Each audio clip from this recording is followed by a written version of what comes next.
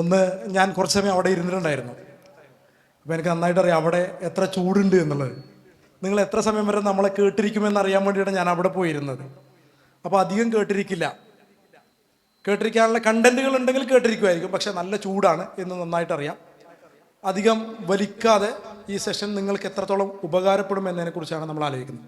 ഒരു പാനൽ ഡിസ്കഷനാണ് നമ്മൾ ആലോചിക്കുന്നത്. അതിനാണ് നമ്മളെ ക്ഷണിച്ചിരിക്കുന്നത്. ആദ്യമായിട്ട് ഈ വേദി ഇങ്ങനെ ഉണ്ടാക്കി തന്ന MSF കാസർഗോഡ് ജില്ലാ കമ്മിറ്റിയെ മുക്തകണ്ഠം അഭിനന്ദിക്കുന്നു.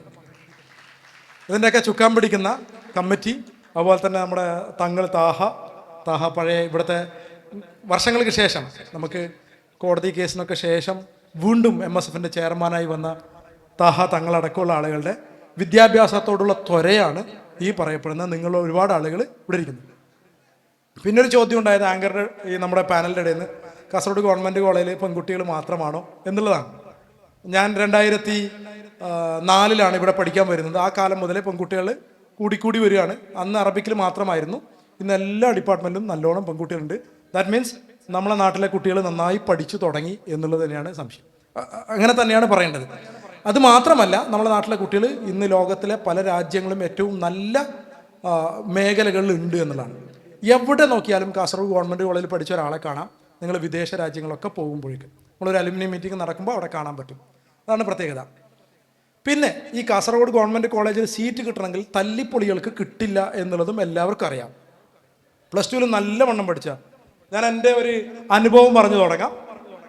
ഞാൻ ബോവിക്കാന സ്കൂളിൽ +2 10ാം ക്ലാസ് വളരെ ചെറിയ മാർക്കിലാണ്. ഇപ്പോൾ കുറച്ച് മുമ്പ് നമ്മുടെ ജില്ലാ ലീഗിൻ്റെ പ്രസിഡന്റ് പറഞ്ഞ പോലെ മഹാ തല്ലിപ്പൊളിയായിരുന്ന ഒരാൾ എങ്ങനെയാണ് ഈ മേഖലയിലേക്ക് എത്തുന്നു എന്ന് പറയുമ്പോൾക്ക് ഞാൻ അതൊക്കെ വിട്ടേ. 6ാം ക്ലാസ്സിൽ നിന്ന് പിടിച്ച് പുറത്താക്കിയൊക്കെ വിട്ടേ, 9 പിടിച്ച് പുറത്താക്കിയും വിട്ടേ.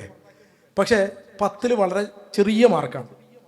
3rd ക്ലാസ്സിലാണ് ഞങ്ങൾ പാസ്. അതുകൊണ്ടാണ് MSF നിങ്ങൾ ഇവിടെ പാസ്സായ എല്ലാവർക്കും സമ്മാനം കൊടുക്കുന്നത്. കാരണം ഞങ്ങളാരും വലിയ ഫുൾ A+ വാങ്ങി വന്ന ആളുകളല്ല. ഞങ്ങൾക്കാർക്കും അന്ന് ആരും സമ്മാനം തന്നിട്ടില്ല.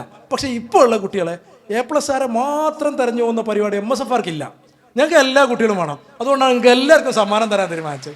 നിങ്ങളെല്ലാവരും ജയിച്ചവരാണ്. A+ നേടിയവർ മാത്രം ലോകം കീഴടക്കിയിട്ടൊന്നുമില്ല. നമ്മളെ BBC ബാക്ക് ബെഞ്ച് കമ്പനീസാണ് കൂടുതലും ഇവരൊക്കെ നയിക്കുന്നത് എന്നൊരു ഒരു അർത്ഥമാണ് തങ്ങളെ അടക്കമുള്ള തങ്ങളെ ഒന്ന് കയ്യൊക്കെ പൊക്കിക്കോ. ഓക്കെ.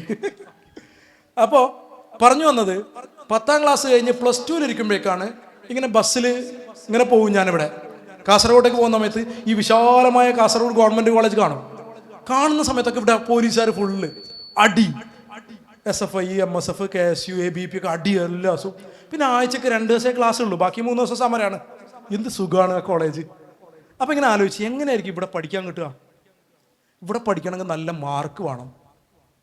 അന്നാണ് കഷ്ടപ്പെട്ട് ഡിസ്റ്റിങ്ഷന് വേണ്ടി പഠിച്ചു. ഫസ്റ്റ് ക്ലാസ്സിൽ അവസാനിപ്പിക്കേണ്ടി വന്നു. ഫസ്റ്റ് ക്ലാസ് കിട്ടിയിട്ടും വെയിറ്റിംഗ് ലിസ്റ്റ് കിട്ടിയിട്ടാണ് BA ഹിസ്റ്ററി ഇവിടെ പഠിക്കേണ്ടി വന്നത്. പക്ഷെ ഇവിടുന്ന് പാസ്സായി പുറത്ത് പോകുമ്പോൾ കുറച്ചും കൂടി മാർക്ക് കുറഞ്ഞു. ഡിസ്റ്റിങ്ഷൻ എന്ന് തന്നെ പറയാം, ഒരു മാർക്കിൻ്റെ വ്യത്യാസം. 10ാം ക്ലാസ്സിൽ 3rd ക്ലാസ്സേ ഉള്ളൂ. എന്തിനാണെന്ന് വെച്ച് കഴിഞ്ഞാൽ ഈ കോളേജിൽ വരാനാണ്, പഠിക്കാനല്ല. ആഴ്ചക്ക് 2 ദിവസം ക്ലാസ് പോയാൽ മതി, ബാക്കിയുള്ള ദിവസം അടിയാക്കിയിട്ടൊക്കെ നടക്കാമല്ലോ. എന്ത് സുഖമാണ്. പിന്നെ എല്ലാ ദിവസവും സമരം. ഞാൻ ആകെ പഠിച്ച് ഇവിടെ മുദ്രാവാക്യം വിളിക്കാനുള്ള കുറേ മുദ്രാവാക്യമാണ് നേരത്തെ പഠിച്ചു വന്നത്. അതുകൊണ്ട് ഈ കോളേജിലെത്തി. പറഞ്ഞു വന്നത് എന്തെങ്കിലും ഒരു ലക്ഷ്യം ഉണ്ടാവണം. എനിക്കുണ്ടായ ലക്ഷ്യം ഈ കോളേജിൽ എത്തുക എന്നുള്ളതാണ്, പഠിക്കുക എന്നുള്ളതായിരുന്നില്ല. പക്ഷെ ഓരോ സ്ഥാപനത്തിലും നിങ്ങൾ എത്തണമെങ്കിൽ നിങ്ങളൊരു അസൈൻമെൻറ്റ് ഉണ്ടാവണം, ഒരു കൃത്യമായൊരു പ്ലാൻ ഉണ്ടാവണം. എൻ്റെ പ്ലാൻ ചിലപ്പോൾ നെഗറ്റീവായിരിക്കാം. എന്തായിരുന്നാലും ഞാൻ ഈ കോളേജിൽ എത്തി എന്നുള്ള ഞാൻ ഇങ്ങനെ തന്നെ പറഞ്ഞു. ഞാൻ ഈ കോളേജ് കാണിച്ച് ഉമ്മയോട് പറഞ്ഞിരുന്നു, ഉമ്മ ഞാൻ ഈ കോളേജ് പഠിക്കും. ഫ്രീ ആയിട്ട് സീറ്റ് കിട്ടില്ല, എല്ലാവർക്കും അറിയാലോ. പിന്നെ MSF-കാർ ഇവിടെ സീറ്റ് വാങ്ങിക്കൊടുക്കൂലെന്നും നിങ്ങളെ സഹായിക്കും. നിങ്ങളെ ഈ കോളേജിലേക്ക് ഒന്ന് എത്താൻ വേണ്ടി സഹായിക്കും. അതിന് നമ്മളെ മുഴുവൻ ടീം ഇവിടെ ഉണ്ടാവും. പക്ഷേ ഇവിടെ എത്തണമെങ്കിൽ മിനിമം ക്രൈറ്റീരിയ ഉണ്ട്. അത് നല്ല മാർക്ക് കിട്ടണം. +2-ലാണെങ്കിലും 10ാം ക്ലാസ്സിലാണെങ്കിലും എവിടെയാണെങ്കിലും അതിനു വേണ്ടി നിങ്ങൾ നല്ലോണം തയ്യാറെടുക്കുക. നിങ്ങൾക്ക് ഇൻഫർമേഷൻ, ഏത് കോളേജ്, ഏത് യൂണിവേഴ്സിറ്റി, ഇതൊക്കെ നിങ്ങൾക്ക് ഇഷ്ടം പോലെ നിങ്ങളുടെ വിരൽത്തുമ്പലുണ്ട്. അതിന് ഞങ്ങൾ ആരും ഇവിടെ വേണ്ട. പക്ഷേ ഈ കോഴ്സ് പഠിക്കാൻ പോയി കഴിഞ്ഞാൽ എനിക്കിത് പറ്റുമോ എന്ന് നമ്മളെ പോലെ കുറച്ച് ആളുകൾ, ഇതിൻ്റെ ഒരു അനുഭവത്തിലൂടെ കടന്നുപോയ ആളുകൾ പറയുമ്പോൾ കുറച്ചും കൂടി നന്നാവും എന്ന് തോന്നുന്നു. അതുകൊണ്ട് ഈ സെഷൻ ഉദ്ദേശിക്കുന്നത് ആദ്യം ഒരു 5 മിനിറ്റിലധികം നമ്മൾ 5 മിനിറ്റോളം ആളുകൾ ഇതിലെ എക്സ്പേർട്ട് നിങ്ങളോട് സംസാരിക്കും. അത് കഴിഞ്ഞിട്ട് നിങ്ങൾ ഒന്നെങ്കിൽ നമ്മളെല്ലാവരും സംസാരിച്ചതിന് ശേഷം നിങ്ങൾക്ക് ഈ പറയപ്പെടുന്ന പാനലോട് ആരോടും സംസാരിക്കും. കാരണം ഇവിടെ ഇരിക്കുന്ന എല്ലാ ആളുകളും വളരെ പെർഫെക്റ്റായ ആളുകളാണ്. നമ്മുടെ doctor Rimmel sir, S Rimmel sir ബയോടെക്നോളജിയിലാണ് അദ്ദേഹത്തിൻ്റെ PG. കോയമ്പത്തൂർ പിന്നെ ബയോടെക്നോളജിയിൽ അണ്ടർ ഗ്രാജുവേറ്റ് ബയോടെക്നോളജിയിൽ കഴിഞ്ഞു കോയമ്പത്തൂർ ഗവൺമെൻറ് കോളേജിൽ നിന്ന് അല്ലേ? അതെ. അതിനുശേഷം അദ്ദേഹം പിന്നെ അണ്ണാമലയിൽ നിന്നായിരുന്നു PG ബയോടെക്നോളജി. അത് കഴിഞ്ഞ് PhD നാനോ ടെക്നോളജിയിലായിരുന്നു. ഇന്നിപ്പോൾ നമ്മുടെ നൂറുൽ ഇസ്ലാം പിന്നെ കോളേജിൻ്റെ കന്യാകുമാരിയിലുള്ള തമിഴ്നാട്ടിലുള്ള കോളേജിൻ്റെ ഓപ്പറേഷൻ ഹെഡ് കൂടിയാണ് ആ ഡിപ്പാർട്ട്മെൻറ്റിൽ. സോ അദ്ദേഹത്തെ പോലെ ആളിൽ നിന്ന് എക്സ്പേർട്ട് ഒപ്പീനിയൻ നിങ്ങൾക്ക് കിട്ടും. എന്താണ് നാനോ ടെക്നോളജി? ബയോടെക്നോളജി പഠിച്ചാൽ നാളെ തന്നെ ജോലി കിട്ടുമോ? അല്ലെങ്കിൽ ഒരു റിസർച്ച് ഓറിയൻ്റായിട്ട് കുറച്ചും കൂടി അധികം സമയം കണക്കാക്കണോ? ഇതൊക്കെ അദ്ദേഹത്തിൻ്റെ നേരിട്ടുള്ള കുറേ അനുഭവങ്ങളുണ്ടാവും. അത് നിങ്ങൾക്ക് അദ്ദേഹത്തിനെ കിട്ടുള്ളൂ. മെഡിക്കൽ എല്ലാവർക്കും ആഗ്രഹം ഉണ്ടാവും ഡോക്ടർ ആവണം എന്നുള്ളത്. ഡോക്ടർ ഇപ്പം ഞാനും ഡോക്ടർ എന്ന് വിളിക്കുമ്പോൾ നിങ്ങൾക്ക് അറിയില്ലല്ലോ ഞാനിത് പനി നോക്കുന്ന ആളാണോ അല്ലേ എന്നുള്ളത്. അപ്പോൾ PhD എടുക്കുക, ഡോക്ടർ ആവാം നിങ്ങൾക്ക്. പക്ഷേ ഡോക്ടർ ആവേണ്ടവർ ഡോക്ടർ ആവണം, എഞ്ചിനീയർ ആവേണ്ടവർ എഞ്ചിനീയർ ആവണം, അഡ്വക്കേറ്റ് ആവേണ്ടവർ അഡ്വക്കേറ്റ് ആവണം, ചാർട്ടേഡ് അക്കൗണ്ടന്റ് ആവേണ്ടവർ ചാർട്ടേഡ്. ഇതെന്താ വെച്ച് കഴിഞ്ഞാൽ ചാർട്ടേഡ് അക്കൗണ്ട് ആവേണ്ടവൻ പോയിട്ട് ഡോക്ടർ ആവും, ഡോക്ടർ ആവേണ്ടവൻ പോയിട്ട് എഞ്ചിനീയർ ആവും. ഇതാണ് കാരണം. ഇതിന് കാരണം വെച്ച് കഴിഞ്ഞാൽ നീ ഏതാ കോഴ്സ് എടുക്കുന്നത് +2 കഴിഞ്ഞിട്ട്? ഞാനും സയൻസ്. എന്നാൽ ഞാനും സയൻസ്. ഓക്കെ. നീ കോളേജിൽ ഏതാ പോകുന്നത്? ഞാൻ ഫോറൻസിക് സയൻസ്. എന്തേ? സിനിമയിലെ ഫുള്ള് ഫോറൻസിക് സയൻസ് അല്ലേ? എന്നാൽ ഞാനും ഫോറൻസിക് സയൻസ്. ഇങ്ങനെ പോകുന്ന ആളുകളാണ് പ്യുവർ പ്ലാനിങ് ഉണ്ടാക്കുക. അതൊരു എക്സ്പേർട്ട് ഒപ്പീനിയൻ ചോദിക്കാം. രണ്ടാമത്തെ Basim Ghazali, doctor Basim Ghazali എൻ്റെ കൂടെ കാസർഗോഡ് സെൻട്രൽ യൂണിവേഴ്സിറ്റിയിൽ, കേരള സെൻട്രൽ യൂണിവേഴ്സിറ്റി PhD ചെയ്ത ആളാണ്. എന്നെക്കാളും നല്ല അറിവും പക്വതയും ആത്മീയപരമായിട്ടുള്ള ഗസാലി കൂടിയാണ്. എൻ്റെ ഓർമ്മ ശരിയാണെങ്കിൽ 10ാം ക്ലാസ്സൊക്കെ പിന്നെ പാരലൽ സെറ്റപ്പിൽ പഠിച്ചു. ആ തരത്തിൽ നമ്മളെപ്പോലെ സ്കൂളിൽ പോയി പഠിച്ചിട്ടൊന്നും പാസ്സായല്ല. എന്നിട്ട് ഇന്ത്യയിലെ ഏറ്റവും നല്ല യൂണിവേഴ്സിറ്റിയിൽ, ഇനി ഇവിടെ പറയാത്ത കാസർഗോഡ് സെൻട്രൽ യൂണിവേഴ്സിറ്റി PhD ചെയ്യുന്ന സമയത്ത് തന്നെ IIM-ലാണോ NIT-ലാണോ എന്നൊരു ഡൗട്ട് ഉണ്ട്. PhD-ക്ക് ശ്രമിച്ചിട്ട് രഹസ്യമായിട്ട് ശ്രമിക്കുന്നുണ്ടായിരുന്നു. IIM കാലിക്കറ്റിൽ നല്ല ഫെലോഷിപ്പ് ഉണ്ടായിരുന്നു. ചെറിയൊരു വ്യത്യാസത്തിലാണെന്ന് പോയത്. അപ്പോൾ നമ്മളെ കുട്ടികൾ എവിടെയൊക്കെ എത്തി എന്നൊന്ന് ആലോചിച്ച് നോക്കിയാൽ മതി. ഇവിടെ നിന്നൊക്കെ കിട്ടണമെങ്കിൽ ഈ ഇൻഫർമേഷൻ ഡയറക്റ്റ് ഇൻഫർമേഷൻ കിട്ടും. ഇപ്പോൾ എല്ലാവരുടെ ഉദ്ദേശം ഹ്യൂമാനിറ്റീസിലൊക്കെ എക്കണോമിക്സ് പഠിച്ചു, എന്നാൽ എക്കണോമിക്സ് പഠിച്ചേക്കാം. പക്ഷേ പുതിയ കാലത്ത് നിങ്ങളോട് പറയാനുള്ളത് മിനിമം മാത്തമാറ്റിക്സ്, നല്ല എല്ലാത്തിനും മാത്തമാറ്റിക്സ് വേണം, അതിൽ സംശയമൊന്നുമില്ല. BSc എക്കണോമിക്സ് എന്നാണ് അതിൻ്റെ പേര്. ഇന്ത്യയിലെ പ്രീമിയർ ഇൻസ്റ്റിറ്റ്യൂട്ടുകൾ നിങ്ങൾ പഠിക്കണം, ഡൽഹി യൂണിവേഴ്സിറ്റി അടക്കമുള്ള സ്ഥാപനത്തിൽ പഠിക്കണമെങ്കിൽ BSc എക്കണോമിക്സ് ആണ്. അവിടെ മാത്തമാറ്റിക്സ് +2 ഒരു വിഷയമായി പഠിച്ചവർക്ക് മാത്രമാണ് ഇപ്പോൾ പഠിക്കാൻ പറ്റുക. നാളെ ചിലപ്പോൾ മാറിയേക്കാം. പക്ഷെ എന്നാലും മാത്സിൻ്റെ ബാക്ക്ഗ്രൗണ്ട് ഉണ്ടായാൽ മാത്രമേ കുറച്ചും കൂടി എക്കണോമിക്സ് നിങ്ങൾക്ക് നാളെ പോപ്പുലേഷൻ സ്റ്റഡീസിലോ എക്കണോമിക്സിലോ സ്റ്റാറ്റിസ്റ്റിക്സിലോ ഒക്കെ മാത്തമാറ്റിക്സിലൊക്കെ പോകാൻ പറ്റും എന്നുള്ളതാണ്.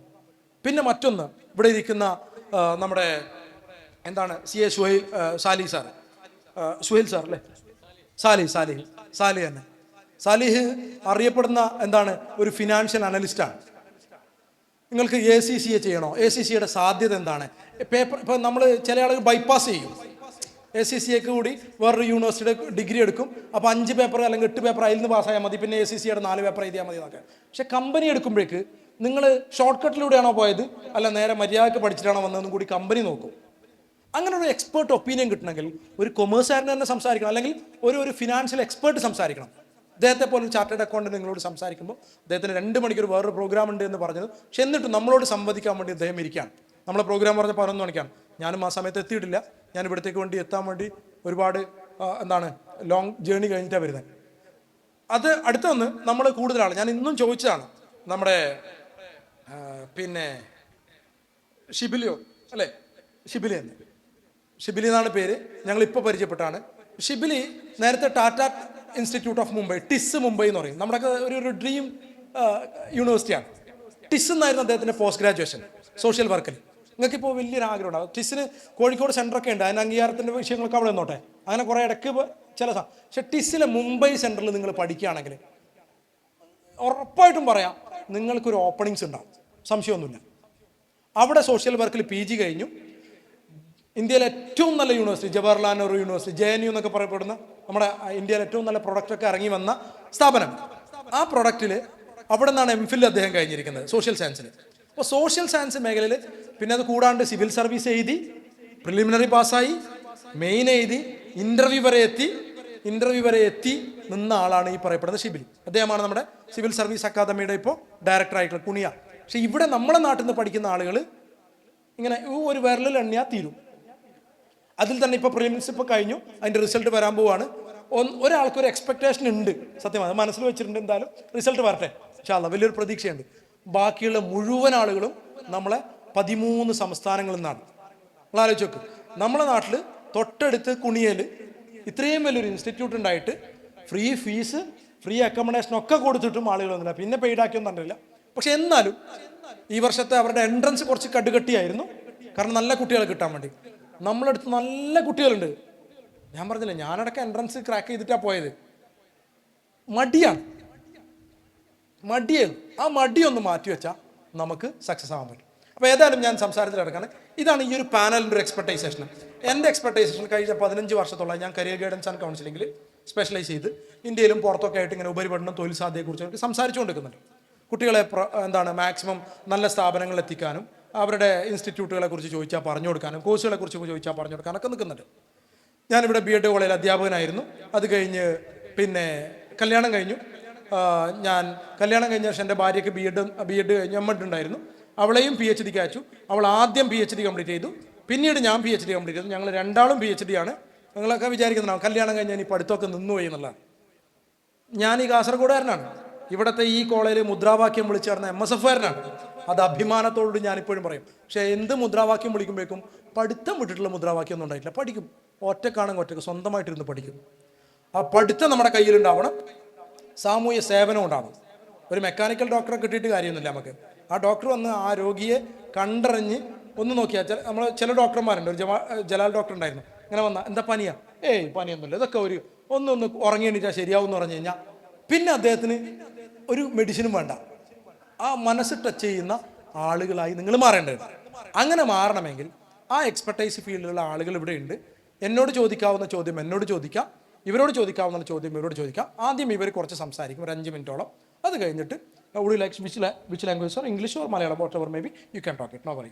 ഓക്കെ, ഏത് ലാംഗ്വേജിൽ വേണമെങ്കിലും അദ്ദേഹങ്ങൾ ഇവിടെ ഇരിക്കുന്ന ആളുകൾ പിന്നെ എല്ലാം ഗവൺമെൻറ് കോളേജിലെ കുട്ടികളല്ല, പല സ്കൂളുകളിൽ നിന്ന് പഠിച്ച് +2 പാസ്സായ, 10ാം ക്ലാസ് പാസ്സായ, 10ാം ക്ലാസ് എഴുതാൻ പോകുന്ന, 8ാം ക്ലാസ്സൊക്കെ കഴിഞ്ഞ ഒരുപാട് സ്വപ്നങ്ങളുമായി പേറി വന്ന കുട്ടികളുണ്ട്. നിങ്ങൾക്കിത് ഉപകാരപ്പെടും. കാരണം കരിയർ ഗൈഡൻസിൻ്റെ ക്ലാസ് 900 ക്ലാസ് നടക്കുന്നുണ്ട്, മഹലിൽ നടക്കുന്നുണ്ട്, ഓൺലൈൻ നടക്കുന്നുണ്ട്, അവിടെ ഇവിടെ. പക്ഷെ നിങ്ങളിത് യൂട്ടിലൈസ് ചെയ്യണം. ഇവിടെ ഉള്ള ആളെ മാക്സിമം പ്രൊവോക്ക് ചെയ്യുക, മുട്ടുക, എക്സ്പെർട്ടൈസ് നിങ്ങൾ വാങ്ങുക. കാരണം ചിലപ്പോൾ നാളെ ഇത്ര ആളുകളെ കിട്ടില്ല. 5 മിനിറ്റ് അധികമായാലും കുഴപ്പമില്ല. നിങ്ങളുടെ മനസ്സിൽ എന്തെങ്കിലും ചോദ്യം ഉണ്ടെങ്കിൽ ധൈര്യമായിട്ട് ചോദിച്ചു, പേടിക്കാനൊന്നുമില്ലാന്ന്. ഇത് നിങ്ങളെ പാസ്സാക്കുന്ന പരീക്ഷ എന്നല്ല. ചോദ്യങ്ങൾ ചോദിക്കണം, ചോദ്യങ്ങൾ ചോദിച്ചു കൊണ്ടേയിരിക്കണം. അങ്ങനെയാണ് നമ്മളെ കുട്ടികളെത്തുക. ആ മേഖലയിലേക്ക് നിങ്ങൾക്ക് എത്താൻ സാധിക്കട്ടെ. എല്ലാവർക്കും നന്മയുണ്ടാവട്ടെ എന്ന് ആത്മാർത്ഥമായിട്ട് പ്രാർത്ഥിക്കുന്നു. ഞാൻ ആദ്യമായിട്ട് പ്യുവർ സയൻസിനെ കുറിച്ച്, മെഡിസിനെ കുറിച്ച്, എഞ്ചിനീയറിംഗിനെ കുറിച്ച് ഒരു ബേസിക് ഐഡിയ തരാനും ഒരു ട്രെൻഡ് പറയാനും വേണ്ടി ബഹുമാനപ്പെട്ട ഡോക്ടർ RS റിമൽ സാറിനെ ആദരപൂർവ്വം ക്ഷണിക്കുന്നു. Thank you sir. So good afternoon. ഇപ്പം നോർമലായിട്ട് മെഡിക്കൽ എന്ന് പറഞ്ഞാൽ എല്ലാവർക്കും എന്താണ് ഓർമ്മ വരുന്നത്? MBBS, വേറെ എന്ത്, BDS, ഇതൊക്കെ ഓർമ്മ വരും. അപ്പം മെഡിക്കലിൽ ഡോക്ടർ മാത്രമല്ല, ഹോസ്പിറ്റലിൽ നമ്മൾ നോക്കിയാൽ എല്ലാവർക്കും അടുത്ത് ഓർമ്മ വരുന്നത് നഴ്സിംഗാണ്. അതിന് ഇല്ലാതെ അലൈഡ് ഹെൽത്ത് സയൻസസ് എന്ന് ഒരു സെക്ടറുണ്ട്. കേട്ടിട്ടുണ്ടോ അലൈഡ് ഹെൽത്ത് സയൻസസ്? കേട്ടിട്ടുണ്ടോ നിങ്ങൾ? ഈ അലൈഡ് ഹെൽത്ത് സയൻസസിൽ നോക്കിയാൽ കാർഡിയാക് കെയർ ടെക്നോളജി, ഇപ്പോൾ ഒരു ഹോസ്പിറ്റലിൽ ഒരു ഹാർട്ട് സർജറി ചെയ്യുമ്പം അതിന് സപ്പോർട്ട് ചെയ്യാനായിട്ട് പഠിക്കുന്ന ഒരു കോഴ്സാണ് ഈ cardiac care technology. Renal dialysis ഉണ്ട്, ഇപ്പം കിഡ്നി ഡയാലിസിസ് ഒക്കെ ചെയ്യും. അപ്പം അതിന് വേണ്ടിയിട്ട് പഠിച്ചിട്ട് ഇപ്പോൾ ഒരു ഡയാലിസിസ് ചെയ്യാൻ ഒരു പേഷ്യൻ്റ് വരുമ്പം അവർക്ക് എങ്ങനെ അത് മിഷനെ കണക്ട് ചെയ്യണം, അവർക്ക് എന്തൊക്കെ പ്രോബ്ലംസ് വരും, അതിന് എങ്ങനെയൊക്കെ അവർക്ക് സപ്പോർട്ട് കൊടുക്കണമെന്നുള്ള പഠിപ്പാണ് എന്ത് റീനൽ ഡയാലിസിസ്. അടുത്ത് നോക്കിയാൽ മെഡിക്കൽ ലാബ് ടെക്നീഷ്യൻ എന്നൊരു പഠിപ്പുണ്ട്. ഇപ്പം ലാബിലൊക്കെ ഒത്തിരി എക്യുപ്മെൻറ്റ്സ് കാണും, അതിനെ എങ്ങനെ ഓപ്പറേറ്റ് ചെയ്യണം, എങ്ങനെ മെയിൻ്റനൻസ് ചെയ്യണമെന്നുള്ളതാണ്. ദെൻ ജനറ്റിക് എഞ്ചിനീയറിംഗ് എന്നുണ്ട്, എംബ്രിയോളജി ഉണ്ട്, ദെൻ ഓഡിയോളജി റിലേറ്റഡ്, ഇപ്പം ചെവി കേൾക്കാത്തവർക്ക് മിഷനൊക്കെ വെക്കണമല്ലേ, അതിന് എങ്ങനെ അതിനെ വർണ്ണവർക്ക് എത്ര ലെവലിലാണ് അവർക്ക് ആ പ്രോബ്ലം ഉള്ളത്, ഏത് ടൈപ്പ് മിഷനാണ് വയ്ക്കണം, അതിനൊക്കെ അവർക്ക് ടെസ്റ്റിംഗ് ചെയ്യാനും മിഷനെ റെക്കമെൻഡേഷൻ ചെയ്യാനുള്ള പഠിപ്പാണ് ഈ BASLP, bachelor of audiology, speech and language pathology എന്നുള്ള കോഴ്സാണ്. അലൈഡ് ഹെൽത്തിൽ ഈ കോഴ്സസ് മാത്രമല്ല ഒത്തിരി കോഴ്സസ് ഉണ്ട്. ഇത് ഒത്തിരി പേർക്ക് ഒരു അവയർനെസ് ഇല്ലാത്ത ഒരു ഫീൽഡാണ് ഈ അലൈഡ് ഹെൽത്ത് സയൻസസ്.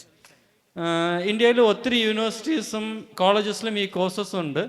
നല്ല ജോലി കിട്ടുന്ന, നന്നായിട്ട് പഠിച്ച പെട്ടെന്ന് ഹോസ്പിറ്റലിൽ ഇന്ത്യയിൽ മാത്രമല്ല അബ്രോഡിലും ജോലി കിട്ടുന്ന ഒരു കോഴ്സാണ് ഈ അലൈഡ് ഹെൽത്ത് സയൻസസ്. അടുത്ത് ഇപ്പം എഞ്ചിനീയറിംഗിൽ ലൈഫ് സയൻസസ് റിലേറ്റഡ് സബ്ജക്ട്സ് ഉണ്ടെന്ന് പറഞ്ഞാൽ, ഇല്ല മെഡിക്കൽ റിലേറ്റഡ് സബ്ജക്ട്സ് ഉണ്ടെന്ന് പറഞ്ഞാൽ ബയോമെഡിക്കൽ എഞ്ചിനീയറിംഗ് എന്നൊരു സബ്ജക്റ്റ് ഉണ്ട്. ഈ ബയോമെഡിക്കൽ എഞ്ചിനീയറിംഗ് പഠിച്ചവർക്ക് ഹോസ്പിറ്റലിലും ജോലി ചാൻസ് ഉണ്ട്, ട്രെയിനിങ് മേഖലകളിലും ചാൻസ് ഉണ്ട്, ഈ ബയോമെഡിക്കൽ എക്യുപ്മെൻറ്റ്സ് മാനുഫാക്ചർ ചെയ്യുന്ന കമ്പനീസിലും ജോലി ചാൻസ് ഉണ്ട്. ഇപ്പം വലിയ ഹോസ്പിറ്റൽ, ഒരു 50 ബെഡിൽ ഒരു 100-250 ബെഡഡ് ഹോസ്പിറ്റൽസ് ഒക്കെ നോക്കിയാൽ എന്തായാലും ഒരു ബയോമെഡിക്കൽ എഞ്ചിനീയർ, ഒരു 2-3 ബയോമെഡിക്കൽ എഞ്ചിനീയർ ഹോസ്പിറ്റൽസിൽ കാണും. ഇവർക്ക് ഞാൻ പറഞ്ഞതുപോലെ പെട്ടെന്ന് ജോലി കിട്ടുന്ന ഒരു ഫീൽഡാണ് ഈ ബയോമെഡിക്കൽ പഠിച്ച ഉടനെ. പക്ഷേ നോർമലായിട്ട് ഇപ്പം ഞാൻ പറഞ്ഞ അലൈഡ് ഹെൽത്ത് സയൻസസ് ഒരു +2 സയൻസ് ഗ്രൂപ്പ് ഇല്ലെങ്കിൽ മാത്സ് ബയോളജി പഠിച്ച എല്ലാവരും പഠിക്കാം. ഈ ബയോമെഡിക്കൽ എഞ്ചിനീയറിംഗ് മാത്സ് കമ്പൽസറി ആണ്. മാത്സ് ബയോളജി ഉള്ളവർ മാത്രമേ ഈ ബയോമെഡിക്കൽ എഞ്ചിനീയറിംഗ് പഠിക്കാൻ പറ്റത്തുള്ളൂ. അടുത്ത കോഴ്സസ് നോക്കിയാൽ ബയോടെക്നോളജി ഉണ്ട്. ഈ ബയോടെക്നോളജി എന്തെന്ന് വെച്ചാൽ ഇന്ത്യയിൽ ഒത്തിരി ഫാർമ കമ്പനീസ് ഉണ്ട്, ഇതിൽ ജോലി ചാൻസ് അവൈലബിൾ ആണ്. പക്ഷേ ഈ ബയോടെക്നോളജി ഒക്കെ എന്തെന്ന് വെച്ചാൽ റിസർച്ച് ഓറിയൻറ്റഡ് ആണ് മെയിനായിട്ട്. അപ്പം ഈ ബയോടെക്നോളജി പഠിച്ചിട്ട് നല്ല ഒരു പൊസിഷനിൽ പോകണമെന്ന് വെച്ചാൽ എന്തായാലും ഹയർ സ്റ്റഡീസ് കമ്പൽസറിയാണ്. ഇപ്പം ഞാൻ ആദ്യം പറഞ്ഞ ഈ അലൈഡ് ഹെൽത്ത് സയൻസിലെ bio medical engineering higher studies പഠിക്കാതെ തന്നെ നിങ്ങൾക്കൊരു ഇല്ലെങ്കിൽ ഒരു BSc പഠിച്ചാൽ നിങ്ങൾക്ക് ജോബ് നല്ലൊരു സാലറി കിട്ടും. ഈ ബയോടെക്നോളജിയിൽ പോയാൽ മെയിനായിട്ട് PG വേണം, എങ്കിലേ നിങ്ങൾക്കൊരു നല്ലൊരു ജോബിൽ നല്ല സാലറിയിൽ പോകാൻ പറ്റത്തുള്ളൂ. ഇപ്പം അടുത്ത് നോക്കിയാൽ നാനോ ടെക്നോളജി. നാനോ ടെക്നോളജി ഇന്ത്യയിൽ കുറച്ച് യൂണിവേഴ്സിറ്റീസിൽ മാത്രമേ ഈ കോഴ്സ് അവൈലബിൾ ഉള്ളൂ. ഇതിലും അങ്ങനെ തന്നെ it is mainly research oriented ആണ്. ഇന്ത്യയിൽ ഓപ്പർച്യൂണിറ്റി ലിമിറ്റഡ് ആണ്, പക്ഷേ അബ്രോഡിൽ പോയ ഓപ്പർച്യൂണിറ്റി പ്ലെൻറ്റി ആണ്. ഇൻഡസ്ട്രിയിൽ ഓപ്പർച്യൂണിറ്റി ഉണ്ട്, യൂണിവേഴ്സിറ്റീസിൽ നിങ്ങൾ റിസർച്ചിൽ പോയാലും ശരി, പോസ്റ്റ് ഡോക്കിൽ പോയാലും ശരി, ഇല്ല അവിടെ ഒരു റിസർച്ച് ഇൻറ്റേൺ എല്ലായിടത്തിലും ജോബുള്ള ഒരു ഓപ്പർച്യൂണിറ്റി ആണ്. അപ്പം ഇനിയുള്ള കാലത്തിൽ നോക്കിയ എല്ലാ ഫീൽഡിലും എന്തുണ്ടെന്ന് വെച്ചാൽ AI ഉണ്ട്. അത് കമ്പ്യൂട്ടർ സയൻസ് മാത്രമല്ല, മെഡിക്കലിൽ നോക്കിയാലും AI ഉള്ള ഒരു ഫീൽഡാണിത്. ഇപ്പം നോർമലായിട്ട് ഗൂഗിൾ അറിയാമല്ലേ, ഗൂഗിൾ എല്ലാവരും യൂസ് ചെയ്തിട്ടുണ്ട്. ഇപ്പം ഗൂഗിൾ തന്നെ ഒരു സോഫ്റ്റ്വെയർ ഡെവലപ്പ് ചെയ്തിട്ടുണ്ട്. എന്തെന്ന് വെച്ചാൽ ഈ നമ്മുടെ കണ്ണുണ്ടല്ലേ, ഇപ്പം ഡയബറ്റീസ് ഉള്ളവർക്ക് ഒരു പ്രോബ്ലം എന്തെന്ന് വെച്ചാൽ കണ്ണിൽ എളുപ്പം കാഴ്ച മങ്ങാൻ തുടങ്ങും. അവർക്ക് ഈസി ആയിട്ട് അതിലുള്ള ബ്ലഡ് വെസൽസ് ഒക്കെ ഡാമേജ് ആവും. ഇപ്പം അത് വന്ന് നേരത്തെ കണ്ടുപിടിച്ചാൽ ട്രീറ്റ്മെൻറ്റ് ചെയ്യാം. പക്ഷെ ഒരു ഡോക്ടർ ഐയുടെ ഒരു ഇമേജ് എടുത്ത് കണ്ടുപിടിക്കുന്നത് പാടാണ്. അപ്പം ഗൂഗിൾ ഒരു സോഫ്റ്റ്വെയർ ഡെവലപ്പ് ചെയ്തത് എന്ന് വെച്ചാൽ ഐയുടെ ഇമേജ് എടുത്ത് ആ സോഫ്റ്റ്വെയറിൽ കൊടുത്താൽ immediately it will tell whether the patient is having problem in the eye or not, so it can be treated. ഒരു ഡോക്ടർ പാടാണ്, ഈ ഒരു എന്താണെന്ന് വെച്ചാൽ ഏർലി സ്റ്റേജിൽ കണ്ടുപിടിക്കാൻ വളരെ പാടാണ്.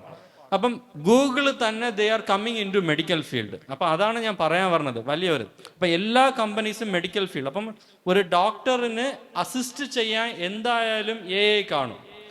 അപ്പം ഒരു ഡോക്ടറിന് പഠിച്ചാലും ശരി, ഈ ഏത് ഫീൽഡ് പഠിച്ചാലും ശരി, ഇനിയുള്ള കാലത്തിൽ ബേസിക്കായിട്ട് ഒരു ജനറൽ ഒരു AI എങ്ങനെ നമ്മുടെ ഫീൽഡിൽ യൂസ് ചെയ്യാമെന്ന് പഠിച്ചാൽ നന്നായിട്ട് സർവൈവ് ചെയ്യാൻ പറ്റും. ഇതാണ് എൻ്റെ ഒരു ടേക്കായിട്ട് ഞാൻ പറഞ്ഞിട്ടുള്ളത്. So thank you. എഞ്ചിനീയറിംഗ് പഠിച്ച ഒരാൾക്ക് ഹോസ്പിറ്റലിൽ നാളെ ജോലി ചെയ്യണമെന്നൊരു ആഗ്രഹം ഉണ്ടെങ്കിൽ ബയോമെഡിക്കൽ എഞ്ചിനീയറിംഗ് കഴിഞ്ഞിട്ടും അദ്ദേഹത്തിന് ഹോസ്പിറ്റലിൽ വർക്ക് ചെയ്യാം, ഒരു ഡോക്ടറെ പോലെ തന്നെ, അല്ലെങ്കിൽ ആ ഒരു ഹോസ്പിറ്റലിൽ പ്രധാനിയായിട്ട് വർക്ക് ചെയ്യാൻ സാധിക്കുന്നതാണ്. അതുപോലെ തന്നെ ഈ അലൈഡ് ഹെൽത്ത് സയൻസിൽ bachelor of audiology and speech language pathology, dialysis technology, occupational therapy, അതുപോലെ തന്നെ ഫിസിയോതെറാപ്പി, ഇങ്ങനെയുള്ള കുറേ സാധനങ്ങൾ നല്ല ഒരു ഓപ്പണിങ്സ് ആയിട്ട് വരുന്നുണ്ട്. നമ്മുടെ നാട്ടിൽ ആളെ കിട്ടാനില്ലാത്തൊരു വിഷയങ്ങളുണ്ട് ചില ഏരിയകളിൽ. ഇപ്പോഴും ആ കാര്യങ്ങൾ നിങ്ങളുടെ ശ്രദ്ധയിൽപ്പെടുത്തുന്നു.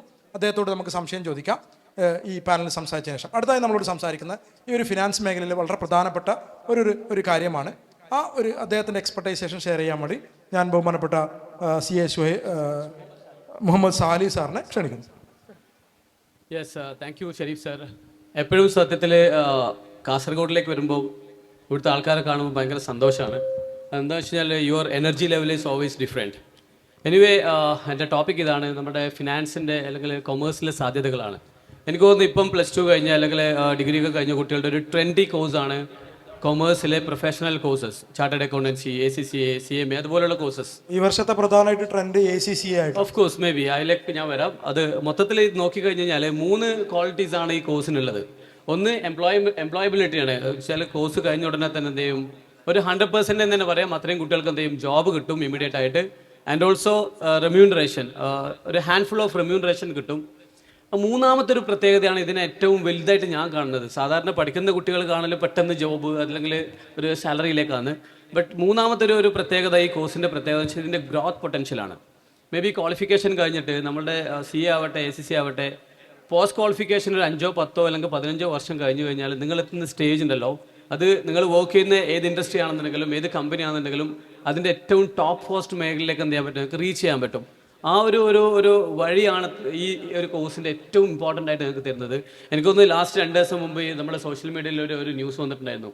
ടെസ്ലൻ്റെ ഒരു CEO Ravish Taneja is a chartered accountant earning 1200 CR in a year. So ആളുടെ ഒരു ഇൻ്റർവ്യൂ ഉണ്ടായിരുന്നു, ഒരു സെപ്പറേറ്റ് ഇൻ്റർവ്യൂ ഉണ്ട്. അത് പറയുന്നത് only because of this profession made me here. ആ ഒരു പ്രൊഫഷൻ കൊണ്ട് മാത്രം എന്ത് ചെയ്യാൻ പറ്റും, അത്രയും ഒരു എക്സ്പെർട്ടൈസിലേക്ക് അല്ലെങ്കിൽ അത്തരത്തിലുള്ള ടോപ്പ് പൊസിഷനിലേക്ക് എത്താൻ പറ്റി. ഇതാണ് ഈ കൊമേഴ്സ് പ്രൊഫഷൻ്റെ, കൊമേഴ്സ് മേഖലയിലെ പ്രൊഫഷണൽ കോഴ്സിൻ്റെ ഏറ്റവും വലിയ ഒരു കണ്ടന്റ്, ഗ്രോത്ത് പൊട്ടൻഷ്യലാണ്. അതേപോലെ ഇതിലേക്ക് നോക്കുകയാണെന്നുണ്ടെങ്കിൽ ഓരോ കൺട്രിക്കും അവരുടേതായിട്ടുള്ള പ്രൊഫഷണൽ കോഴ്സ് ഉണ്ട്. ഇന്ത്യയിലേക്ക് വന്നു കഴിഞ്ഞാൽ 3 പ്രൊഫഷണൽ കോഴ്സാണ് മെയിനായിട്ടുള്ളത്. That is one is chartered accountancy, second one is CMA India, cost management accountants of India, and the third one is company secretary. ഈ 3 ഇന്ത്യൻ സെക്ടറിൽ വരുന്ന ചാർട്ടേഡ് കോഴ്സസ്, കോമേഴ്സ് കോഴ്സസ്. ഇത് ഒരിക്കലും ഒരു കോളേജ് ത്രൂ അല്ലെങ്കിൽ university through കൊടുക്കുന്നതല്ല. ഇതൊക്കെ ministry of company central government ഡയറക്ടറിന് ചെയ്യുന്ന കോഴ്സാണ് through ministry of company affairs. അതിൻ്റെ കീഴിൽ ഓട്ടോണമസ് ബോഡി ഉണ്ട്, ICSI എന്നുള്ള ഓട്ടോണമസ് ബോഡി ഉണ്ട്. ഈ ബോഡിയാണ് എന്ത് ചെയ്യുന്നത്, എക്സാം കാര്യങ്ങളും നടത്തുന്നത്, കോഴ്സ് ഇമ്പാർട്ട് ചെയ്യുന്നത്, എക്സാം സർട്ടിഫിക്കറ്റ് ഒക്കെ കൊടുക്കുന്നത്. സോ ഇതൊരിക്കലും ഒരു കോളേജ് ത്രൂ അല്ലെങ്കിൽ യൂണിവേഴ്സിറ്റി ത്രൂ ചെയ്യുന്നില്ല. ഇതാണ് ഇന്ത്യൻ കണ്ടെക്സ്റ്റ്. ഇതേപോലെ നമ്മൾ എല്ലാ കൺട്രീസിലേക്ക് പോയി കഴിഞ്ഞാലും അവിടേതായിട്ടുള്ള കുറേ പ്രൊഫഷണൽ കോഴ്സ് ഉണ്ട്. ഇപ്പം when going to America CPA comes first, CPA ഉണ്ട്. അതേപോലെ CMA USA, അത് ഒരു പ്രൈവറ്റ് കോഴ്സാണ്. ആക്ച്വലി ഒരു ഗവൺമെൻറ് കൊടുക്കുന്ന കോഴ്സല്ല, ഒരു ഡിപ്ലോമ കൈൻഡ് ഓഫ് കോഴ്സാണ്. Very trendy in India now. And also USA പോയി, അമേരിക്കയിലേക്ക് പോയി കഴിഞ്ഞാൽ, അതേപോലെ UK പോയി കഴിഞ്ഞാൽ UKCA ഉണ്ട്. ACCA is not UKCA actually.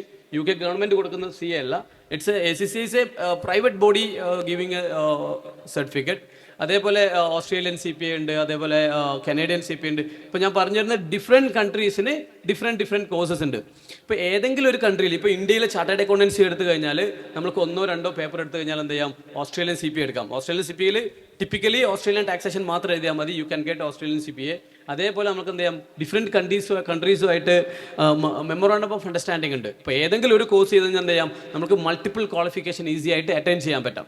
ഇത് ഒരു പ്രത്യേകതയാണ്. ഇനി ഇതിൻ്റെ ഒരു സ്ട്രക്ചറിലേക്ക് വന്നു കഴിഞ്ഞാൽ, അല്ലെങ്കിൽ ചാർട്ടേഡ് അക്കൗണ്ടൻസിയിലേക്ക് വെരി ടിപ്പിക്കലായിട്ട് വന്നു കഴിഞ്ഞാൽ, ഇന്ത്യയിലെ ഒരു സ്റ്റാറ്റിസ്റ്റിക്സ് 949 CA ആക്ട് എന്ന് പറഞ്ഞൊരു ആക്ട് പാസ്സാക്കി, പാർലമെൻറ്റിൽ ആക്ട് പാസ്സാക്കിയിട്ടാണ് ചാർട്ടേഡ് അക്കൗണ്ടൻസി ഇന്ത്യയിൽ സ്റ്റാർട്ട് ചെയ്തത്. അപ്പം ഓൾമോസ്റ്റ് 75 ഇയേഴ്സായി ചാർട്ടേഡ് അക്കൗണ്ടൻസി ഇന്ത്യയിൽ സ്റ്റാർട്ട് ചെയ്തിട്ട് 75 ഇയേഴ്സായി. 75 ഇയേഴ്സിൽ ഇപ്പോൾ membership number is 498,000. It means 498,000 chartered accountants ആണ് ആസ് ഓഫ് നൗ ഈ 75 ഇയേഴ്സിൽ എന്ത് ചെയ്യുന്നത് ഇന്ത്യയിലുള്ളത്. അപ്പം നമുക്കൊന്നും കുറച്ചും കൂടി ക്ലോസ് ആയിട്ട് നമുക്ക് നോക്കിക്കഴിഞ്ഞാൽ 2010 ഞാൻ ക്വാളിഫൈ ചെയ്തത്. അന്ന് മെമ്പർഷിപ്പ് നമ്പർ എൻ്റെ മെമ്പർഷിപ്പ് നമ്പർ 226866, 226 സംതിങ്. സോ 2010 വരെ 226 ആയിരുന്നു. 2010 മുതൽ, 2010 എന്ന് പറഞ്ഞാൽ 60 വർഷമായി. ഇപ്പോൾ 2010 മുതൽ ഇപ്പോൾ 2025, 15 വർഷം കൊണ്ട് എന്താ എക്സാക്ട് ഡബിൾ ചാർട്ടേഡ് അക്കൗണ്ടൻസ് വന്നു. So see the trend. മുമ്പ് 60 വർഷം കൊണ്ട് 2,22,000 വന്നത്, total chartered accountants is now 4,98,000. അപ്പോൾ there is a huge trend. പക്ഷേ നമ്മൾ വിചാരിക്കും ഒരുപാട് ആൾക്കാർ ചാർട്ടേഡ് അക്കൗണ്ട് ആണെന്ന്. നോ, ദ ഇന്ത്യൻ ഗവൺമെൻറ്റിൻ്റെ തന്നെ ലാസ്റ്റ് നമ്മളെ ICAIൻ്റെ പ്രസിഡൻറ്റിൻ്റെ ഒരു പ്രസ് മീറ്റിംഗ് ഉണ്ടായിരുന്നു. എനിക്ക് തോന്നുന്നു 2 months ബിഫോർ ആണ്, 2-3 months ബിഫോർ. ആൾ പറഞ്ഞതെന്ന് വെച്ച് കഴിഞ്ഞാൽ we need to have more than 30 lakh chartered accountants coming 25 years. 25 വർഷം കൊണ്ട് 30 ലക്ഷം ചാർട്ടേഡ് അക്കൗണ്ടൻസിന് ഇനിയും എന്ത് ചെയ്യണം, ഗ്ലോബൽ മാർക്കറ്റിലേക്ക് ആവശ്യമുണ്ട്. അപ്പം 1 ലക്ഷത്തിൽ കൂടുതൽ ചാർട്ടേഡ് അക്കൗണ്ടൻസിന് മാർക്കറ്റിലേക്ക് ആവശ്യമുണ്ട്. ബട്ട് ഹോൾ ഇന്ത്യ ചാർട്ടേഡ് അക്കൗണ്ടൻസിയിലേക്ക് രജിസ്റ്റർ ചെയ്യുന്ന കുട്ടികൾ, ഒരു വർഷം രജിസ്റ്റർ ചെയ്യുന്ന കുട്ടികൾ ഇറ്റ്സ് ജസ്റ്റ് 50,000. നിങ്ങൾക്ക് ഗൂഗിൾ ചെയ്യാം, you can get the statistics. 50,000 students മാത്രമാണ് ചാർട്ടേഡ് അക്കൗണ്ടൻസിയിലേക്ക് എൻ്റർ ചെയ്യുന്നത്. ഇനി പുറത്ത് വരുന്ന കുട്ടികൾ എന്ന് പറയുമ്പോൾ 20% ഇസ് ദ ആവറേജ്. സോ ഈ 50,000 is registered, then only 10,000 students are coming as a professional. So ഒരു ഹ്യൂജ് മാർക്കറ്റ് ഉണ്ട് when comes to chartered accountancy and അത് കൊമേഴ്സ്യൽ പ്രൊഫഷണൽ ഫീൽഡ്. പക്ഷേ ഇതിലേക്ക് ആര് വരണം, അതാണ് ഏറ്റവും ഇമ്പോർട്ടൻറ്റ്. ഇത് കണ്ടിട്ട് എല്ലാവരും ഇവിടെ വരണം എന്നുള്ളത് മെ നോട്ട് ബി പോസിബിൾ. ഇതിലേക്ക് ഞാൻ എപ്പോഴും പറയാറെന്ന് വെച്ചാൽ, നിങ്ങൾ നമ്പർ ലവേഴ്സ് ആണോ, നിങ്ങൾക്ക് പ്യുവർ മാത്സ് അല്ല ഞാൻ പറയുന്നത്, നമ്പേഴ്സിനോട് ചെറിയ ഇഷ്ടങ്ങളുണ്ട്, അല്ലെങ്കിൽ ഒരു ഇൻവെസ്റ്റ്മെൻറ്റ് ഒരു 10 lakh അല്ലെങ്കിൽ 100 CR ഇൻവെസ്റ്റ്മെൻറ്റ്, അതിൽ ഇത്ര പ്രോഫിറ്റ്, ഇങ്ങനെയുള്ള കാര്യങ്ങളൊക്കെ കേൾക്കുമ്പോൾ നിങ്ങൾക്ക് ട്രിഗർ ഉണ്ടാവാറുണ്ടോ? Yes, then you can opt for this course. And also രണ്ടാമത്തെ ഒരു പ്രത്യേകത ഇതാണ്, സ്റ്റാർട്ടിങ് മുതൽ എൻഡ് വരെ നന്നായിട്ട് പഠിക്കണം.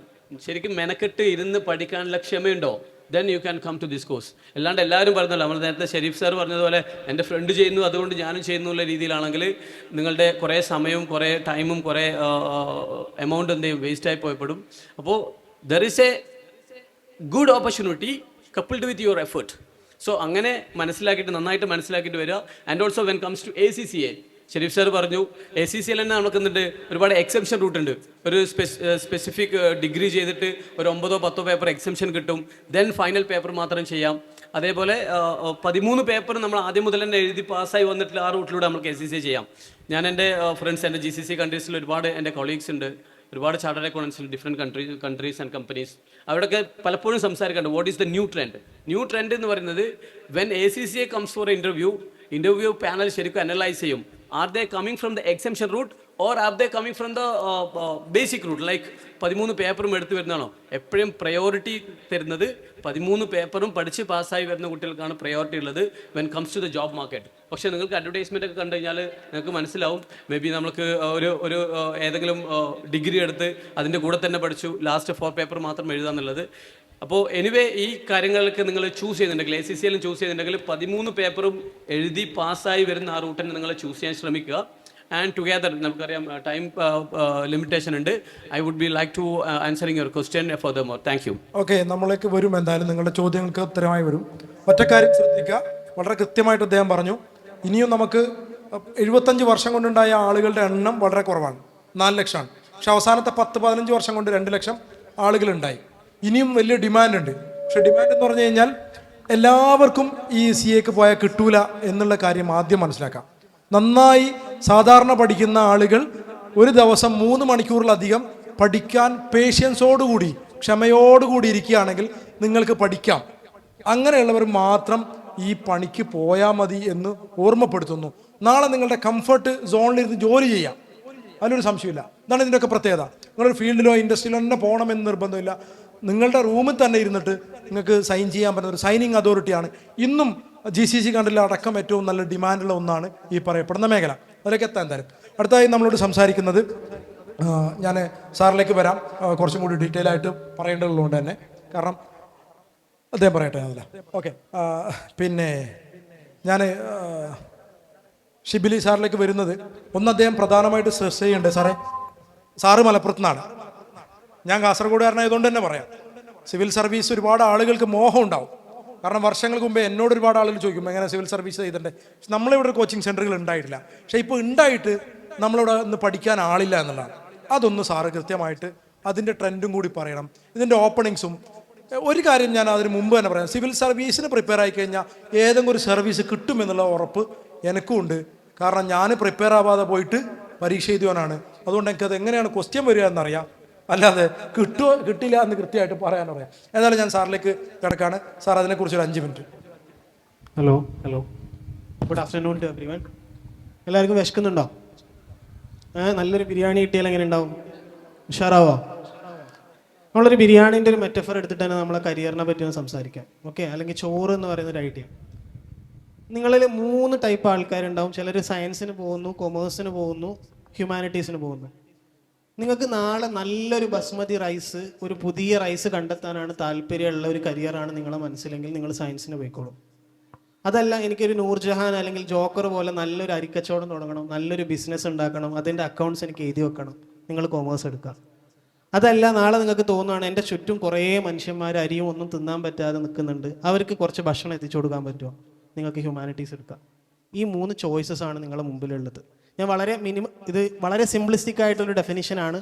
പക്ഷേ നിങ്ങൾ ഇതിൽ ഏതാണ് നിങ്ങളുടെ ആസ്പിറേഷൻ സ്വയം കണ്ടെത്താതെ നിങ്ങൾ ഏത് കരിയറിലേക്ക് പോയാലും നിങ്ങൾ അതിൽ നിന്ന് തിരിച്ചു വരുന്നുള്ളത് ഉറപ്പാണ്. ഞാൻ പ്രത്യേകിച്ചും പറയാൻ കാരണം, ഞാൻ +1 +2 സയൻസ് പഠിച്ച് പിന്നെ ഹ്യൂമാനിറ്റീസിലേക്ക് പോയി, പിന്നെ സോഷ്യൽ വർക്കിലേക്ക് പോയി, ഒരുപാട് കരിയറിലൂടെ ഓടിച്ചാടി നടന്ന അവസാനം എവിടെയോ എത്തി. ഇപ്പോഴും എവിടെ എത്തിയോന്ന് എനിക്കറിയില്ല. ഈ ചാട്ടം ഒരുപാട് ചാടിയതുകൊണ്ട് പറയുന്നൊരു കാര്യം, നിങ്ങൾ ഒരിക്കലും നിങ്ങളുടെ പിയർ ഗ്രൂപ്പ് എന്താണ്, അല്ലെങ്കിൽ ഏറ്റവും ശമ്പളം കിട്ടുന്നൊരു ജോലി എന്താണ്, ഇതൊക്കെ ഒരു പോയിന്റിന് ശേഷം നിൽക്കും. പക്ഷെ അതേസമയം എനിക്കിതിലൊരു പർപ്പസ് കാണാൻ പറ്റുന്നുണ്ടോ, എനിക്കിത് ഭയങ്കര രസം ഫീൽ ചെയ്യുന്നുണ്ടോ, എനിക്കിത് ചെയ്യുമ്പോൾ ഒരു ശമ്പളത്തിനപ്പുറത്തേക്ക് ഒരു അഭിമാനവും, ഞാൻ ഇവിടുന്ന് കുറച്ച് കാലം ജീവിച്ചു പോകുമ്പോൾ എന്തെങ്കിലുമൊക്കെ ഒരു അടയാളം കൊണ്ടുവരാൻ പറ്റുന്നുണ്ടോ എന്നുള്ള ഒരു ആലോചനയിൽ നിന്നായിരിക്കണം നിങ്ങൾ ഏത് കരിയറും ചൂസ് ചെയ്യുന്നത് എന്നുള്ളതാണ് എൻ്റെ ഒരു പേഴ്സണൽ അഭിപ്രായം. ആ ഒരു ഇൻട്രൊഡക്ഷൻ വെച്ചുകൊണ്ട് തന്നെ എനിക്ക് പറയാൻ എന്നെ ഏൽപ്പിച്ചിട്ടുള്ള ദൗത്യത്തിലേക്ക് കടക്കാൻ ആഗ്രഹിക്കുകയാണ്. എന്നോട് പറഞ്ഞിട്ടുള്ളത് സിവിൽ സർവീസിനെ പറ്റി പറയാനാണ്. ഞാൻ ഹ്യൂമാനിറ്റീസും കൂടി ജസ്റ്റ് ഒന്ന് സൂചിപ്പിച്ചിട്ട് സിവിൽ സർവീസിലേക്ക് കടക്കാമെന്ന് വിചാരിക്കുന്നു. ഇപ്പോൾ നിങ്ങൾ ഫേസ്ബുക്കും അല്ലെങ്കിൽ ഇൻസ്റ്റഗ്രാമൊക്കെ ഒരുപാട് ഉപയോഗിക്കുന്ന ആൾക്കാരായിരിക്കും അല്ലേ? ഉപയോഗിക്കാത്തവരാരും ഇല്ലല്ലോ, എല്ലാവർക്കും അറിയാം. ഒരു പോയിന്റിൽ ഫേസ്ബുക്കും ഇൻസ്റ്റഗ്രാമൊക്കെ തുടങ്ങിയ സമയത്ത് ഏറ്റവും കൂടുതൽ ഒരു പക്ഷേ അവർ ഇൻവെസ്റ്റ് ചെയ്തിട്ടുണ്ടാവുക ടെക്നോളജിയിലായിരിക്കും, അല്ലെങ്കിൽ സയൻറ്റിസ്റ്റുകളെ, AI അറിയുന്ന ആളുകളൊക്കെ ഹയർ ചെയ്യാനായിരിക്കും. ഇപ്പോൾ ഫേസ്ബുക്കൊക്കെ ട്രെൻഡ് മാറ്റിക്കൊണ്ടിരിക്കുന്നത് ഹ്യൂമാനിറ്റീസ് പഠിച്ച ആളുകളെ ഹയർ ചെയ്യാൻ. അതിൻ്റെ കാരണം എന്താണെന്ന് വെച്ചാൽ, നിങ്ങൾ എങ്ങനെ കൂടുതൽ ഇൻസ്റ്റഗ്രാം ഉപയോഗിപ്പിക്കാം, നിങ്ങളെ സൈക്കോളജി മനസ്സിലാക്കുന്ന, അതിന് നിങ്ങളെ കൂടുതൽ ഇരുത്താൻ പറ്റുന്ന, നിങ്ങളുടെ മനസ്സുകളെ കൺട്രോൾ ചെയ്യാൻ പറ്റുന്ന ആളുകളെയാണ് ഇപ്പോൾ അവർ ഹയർ ചെയ്തുകൊണ്ടിരിക്കുന്നത്.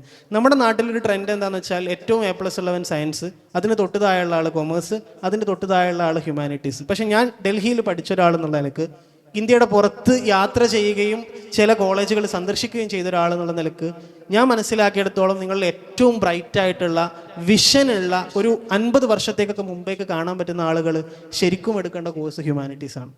അത് നിങ്ങൾക്ക് ഷോക്കിംഗ് ആയിട്ട് തോന്നും, പക്ഷേ യാഥാർത്ഥ്യം അതാണ്. കാരണം ഈ എൻജിനീയർ ആയാലും, ഞാൻ മറ്റ് കരിയറുകൾ ഒരിക്കലും താഴ്ത്തി കാണുകയല്ലോ, ഡെഫിനറ്റ്ലി ഇതൊക്കെ ഇമ്പോർട്ടൻ്റ് ആണ്.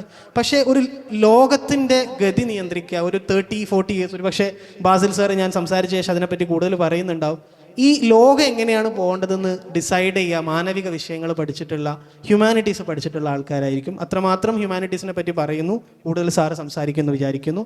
സിവിൽ സർവീസിലേക്ക് വരുമ്പോൾ നേരത്തെ സാറ് സൂചിപ്പിച്ച ആ ഒരു മേഖലയിൽ തന്നെ തുടങ്ങാം.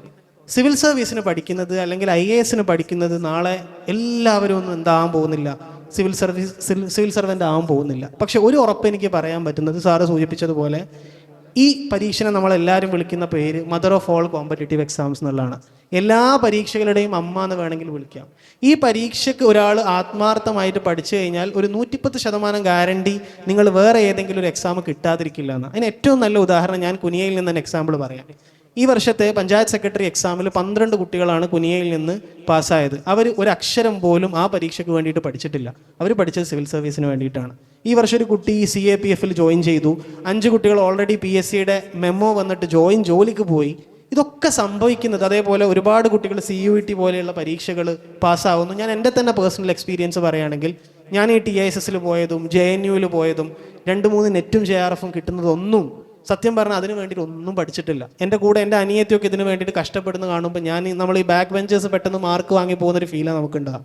നമ്മൾ അതിനൊന്നും പ്രിപ്പയർ ചെയ്യാതെ തന്നെ ഈ ഒരു ഹോളിസ്റ്റിക് പഠനം ഉള്ളത് കൊണ്ട് ഏത് കോമ്പറ്റേറ്റീവ് എക്സാം വന്നാലും അതിനെ അഭിമുഖീകരിക്കാനുള്ള വലിയൊരു സ്കില്ല് നിങ്ങൾക്ക് കിട്ടുന്നു എന്നുള്ളതാണ് സിവിൽ സർവീസിൻ്റെ ഏറ്റവും വലിയ ഒരു ഉപയോഗം. ഡെഫിനറ്റ്ലി നമ്മൾ ആസ്പയർ ചെയ്യേണ്ടതും ശ്രദ്ധിക്കേണ്ടതൊക്കെ ശ്രമിക്കേണ്ടത് UPSCക്ക് വേണ്ടിയിട്ട് തന്നെയാണ്. പക്ഷേ അതേസമയം അതിൻ്റെ ഒരു ബൈ പ്രൊഡക്റ്റ് എന്നോണം മറ്റ് പല സർവീസുകളും നമുക്ക് എത്താൻ പറ്റുന്നു എന്നുള്ളതാണ്. രണ്ടാമതായിട്ട് സൂചിപ്പിക്കാനുള്ള, ഞാൻ നേരത്തെ പറഞ്ഞ ഒരു മെറ്റഫർ അല്ലെങ്കിൽ അനലോജി, ബിരിയാണിയുടെ കാര്യം പറഞ്ഞതുപോലെ, ഒരു സൈക്കോളജിക്കലായ തിയറിയും കൂടിയാണ്. നമ്മൾ ചെറിയ കുട്ടികളാവുമ്പോൾ നമുക്ക് ഏറ്റവും കൂടുതൽ ആഗ്രഹം ഉണ്ടാകുക എങ്ങനെ കുറേ പൈസ ഉണ്ടാക്കുക, ലൈഫ് സെറ്റിൽ ചെയ്യാമെന്നാണ്. ഒരു പോയിന്റിൽ പൈസയൊക്കെ ആയിക്കഴിഞ്ഞ് രണ്ടാമത്തെ മനുഷ്യൻ്റെ ആഗ്രഹം ഉണ്ടാകുക നാട്ടുകാരുടെ ഇടയിലൊക്കെ കുറച്ചൊരു അഭിമാനമുള്ള, എല്ലാവരും റെസ്പെക്റ്റ് ചെയ്യുന്നൊരു മനുഷ്യൻ എങ്ങനെ ആവാൻ പറ്റും എന്നുള്ളതാണ്. അതും കഴിഞ്ഞാൽ നമ്മൾ ഒരു സെൽഫ് ആക്ച്വലൈസേഷൻ പ്രോസസ്സിലേക്ക് എത്തും. അതായത് എനിക്ക് വേണ്ടി മാത്രമല്ല എൻ്റെ ചുറ്റുമുള്ള മനുഷ്യന്മാർക്കും കൂടി വേണ്ടിയിട്ട് എനിക്ക് എങ്ങനെ ജീവിക്കാൻ പറ്റും എന്ന ചിന്ത ഒക്കെ നമുക്ക് വരും. അപ്പോൾ സ്വാഭാവികമായിട്ടും സിവിൽ സർവീസിൻ്റെ ഏറ്റവും വലിയ ഉപകാരം എന്താണെന്ന് വെച്ചാൽ നിങ്ങൾക്ക് വേണ്ടി മാത്രം നിങ്ങൾ ജീവിക്കുന്നതിന് പകരം നിങ്ങളുടെ ഡേ ടു ഡേ ലൈഫ് എന്ന് പറയുന്നത് നിങ്ങളെ ചുറ്റുമുള്ള മനുഷ്യന്മാർക്ക് വേണ്ടിയിട്ടാണ്. ആ കമ്മിറ്റ്മെൻറ്റും കൂടിയുള്ള അതിൽ ജീവിതത്തിലൊരു സാറ്റിസ്ഫാക്ഷനും കൂടി നേടാൻ ആഗ്രഹിക്കുന്ന ആളുകളാണെങ്കിൽ അത്യാവശ്യം കൺസിസ്റ്റൻ്റ് ആയിട്ട് ഹാർഡ് വർക്കും കൂടി ചെയ്യാൻ ഞാൻ തയ്യാറാണ് എന്ന് തോന്നുന്ന ആളുകൾ ആസ്പയർ ചെയ്യേണ്ട ഒരു മേഖലയാണ് സിവിൽ സർവീസ് എന്നുള്ളതാണ്. ഞാൻ എന്തെങ്കിലും വിട്ടുപോയിട്ടുണ്ടോ എന്ന് ഞാൻ ജസ്റ്റ് നോക്കുന്നതാണ്. ഇതിൻ്റെ കൂടെ തന്നെ എനിക്ക് അവസാനമായിട്ട് നിങ്ങളോട് എല്ലാവരോടും പറയാനുള്ള ഡിസ്കഷനിലേക്ക് വരുമ്പോൾ ഞാൻ കൂടുതൽ ക്വസ്റ്റ്യൻസ് എടുക്കാം. ഇതൊക്കെയാണെങ്കിലും ഇപ്പോൾ ഞാനൊരു ഡയറക്ടറാണ്, ഇവരൊക്കെ ഒരുപാട് ജോലിയിലുള്ള ആൾക്കാരാണ്. അൾട്ടിമേറ്റ്ലി നമ്മൾ ഒരാളെ ജോബിന് ഹയർ ചെയ്യുമ്പം നിങ്ങളെ പ്രൊഫഷൻ എന്തായാലും അത് ഒരു ബേസിക് എൻട്രി പോയിന്റ് മാത്രമാണ്. ഓക്കെ, നിങ്ങൾ CA ആണ്, CA ആയതുകൊണ്ട് ഞാൻ എടുക്കുന്നു. പക്ഷേ നിങ്ങൾ ഏത് കരിയറിലും നിങ്ങൾ എക്സൽ ചെയ്യൽ എപ്പോഴാന്ന് വെച്ചാൽ നിങ്ങൾ നല്ല ക്യാരക്ടർ ഉണ്ടെങ്കിൽ മാത്രമാണ്. ഒരു ഡാനിയൽ ഗോൾഡ്മാൻ എന്ന് പറയുന്ന ഒരു ഹവാർഡിലെ പ്രൊഫസർ ഉണ്ട്. അദ്ദേഹം പറഞ്ഞൊരു കോട്ട് മാത്രം പറഞ്ഞു നിർത്തുകയാണ്. 80% ഓഫ് എ വർക്ക് പ്ലേസിലെ സക്സസ് നിയന്ത്രിക്കുന്നത് നിങ്ങളുടെ സ്വഭാവമാണെന്നുള്ളതാണ്. ഞാനൊരാളെ സെലക്ട് ചെയ്യുമ്പോൾ ഞാൻ നോക്കുക ഇയാൾ മറ്റുള്ള ആൾക്കാരോട് നല്ല രീതിയിൽ പെരുമാറാൻ അറിയോ, ഇയാൾക്ക് സിൻസിയറായിട്ട് വർക്ക് ചെയ്യാനുള്ള ഒരു കമ്മിറ്റ്മെൻ്റ് ഉണ്ടോ, അല്ല നാളെ തന്നെ ഇവിടുന്ന് എല്ലാ പൈസയും അടിച്ചു മാറ്റി പോകുന്ന ചങ്ങായിയാണോ ഇയാൾ. ഇതൊക്കെയാണ് ഞാൻ രണ്ടാമതായിട്ട് നോക്കുക. പ്രൊഫഷൻ ഒരു ബേസിക് ക്വാളിഫിക്കേഷൻ മാത്രമാണ്. നമ്മളെ വിദ്യാഭ്യാസത്തിലുള്ള ഏറ്റവും വലിയ ചലഞ്ച് എന്താണെന്ന് വെച്ചാൽ ethical education, moral education completely absent ആണ്. അപ്പോൾ എനിക്ക് എൻ്റെ കുട്ടികളോട് ഏറ്റവും അവസാനമായിട്ട് പറയാനുള്ളത്, ഒരു പക്ഷേ നിങ്ങൾ ആരും പഠിപ്പിക്കാനില്ലെങ്കിൽ പോലും നിങ്ങൾ സെൽഫ് ഡ്രിവൺ ആയിക്കൊണ്ട് നല്ല ക്യാരക്ടറുള്ള ആളുകളായി കഴിഞ്ഞാൽ, സിൻസിയർ ആയി കഴിഞ്ഞാൽ ഏത് ജോലിയുടെയും മേലെ നിങ്ങൾക്ക് എത്താൻ പറ്റുമെന്ന് മാത്രം പറയാണ്. Thank you so much. വളരെ മനോഹരമായിട്ടാണ് പറഞ്ഞത്. പക്ഷേ ഒന്നും കൂടി, ഇനി വരുന്ന കാലത്തെങ്കിലും നമുക്ക് സിവിൽ സർവീസ് ഇൻസ്റ്റിറ്റ്യൂട്ട് തൊട്ട് മുമ്പിലുണ്ടായിട്ട് നമ്മളവിടെ എത്താതെ പോകരുത് എന്ന കാര്യം ഞാനിവിടെ ഓർമ്മിപ്പിക്കുന്നു.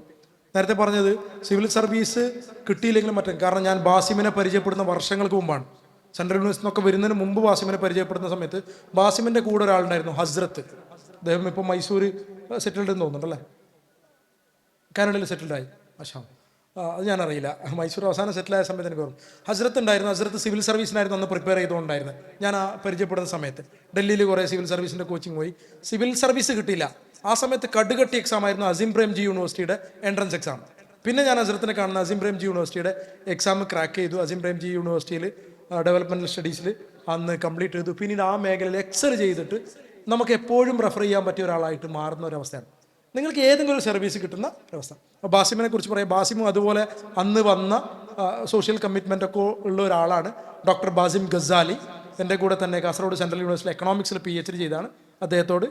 അദ്ദേഹത്തെ ക്ഷണിക്കുന്നു. പ്രിയപ്പെട്ട വിദ്യാർത്ഥികളെ, എല്ലാവരും കരിയറിനെ കുറിച്ചാണ് പറഞ്ഞത്.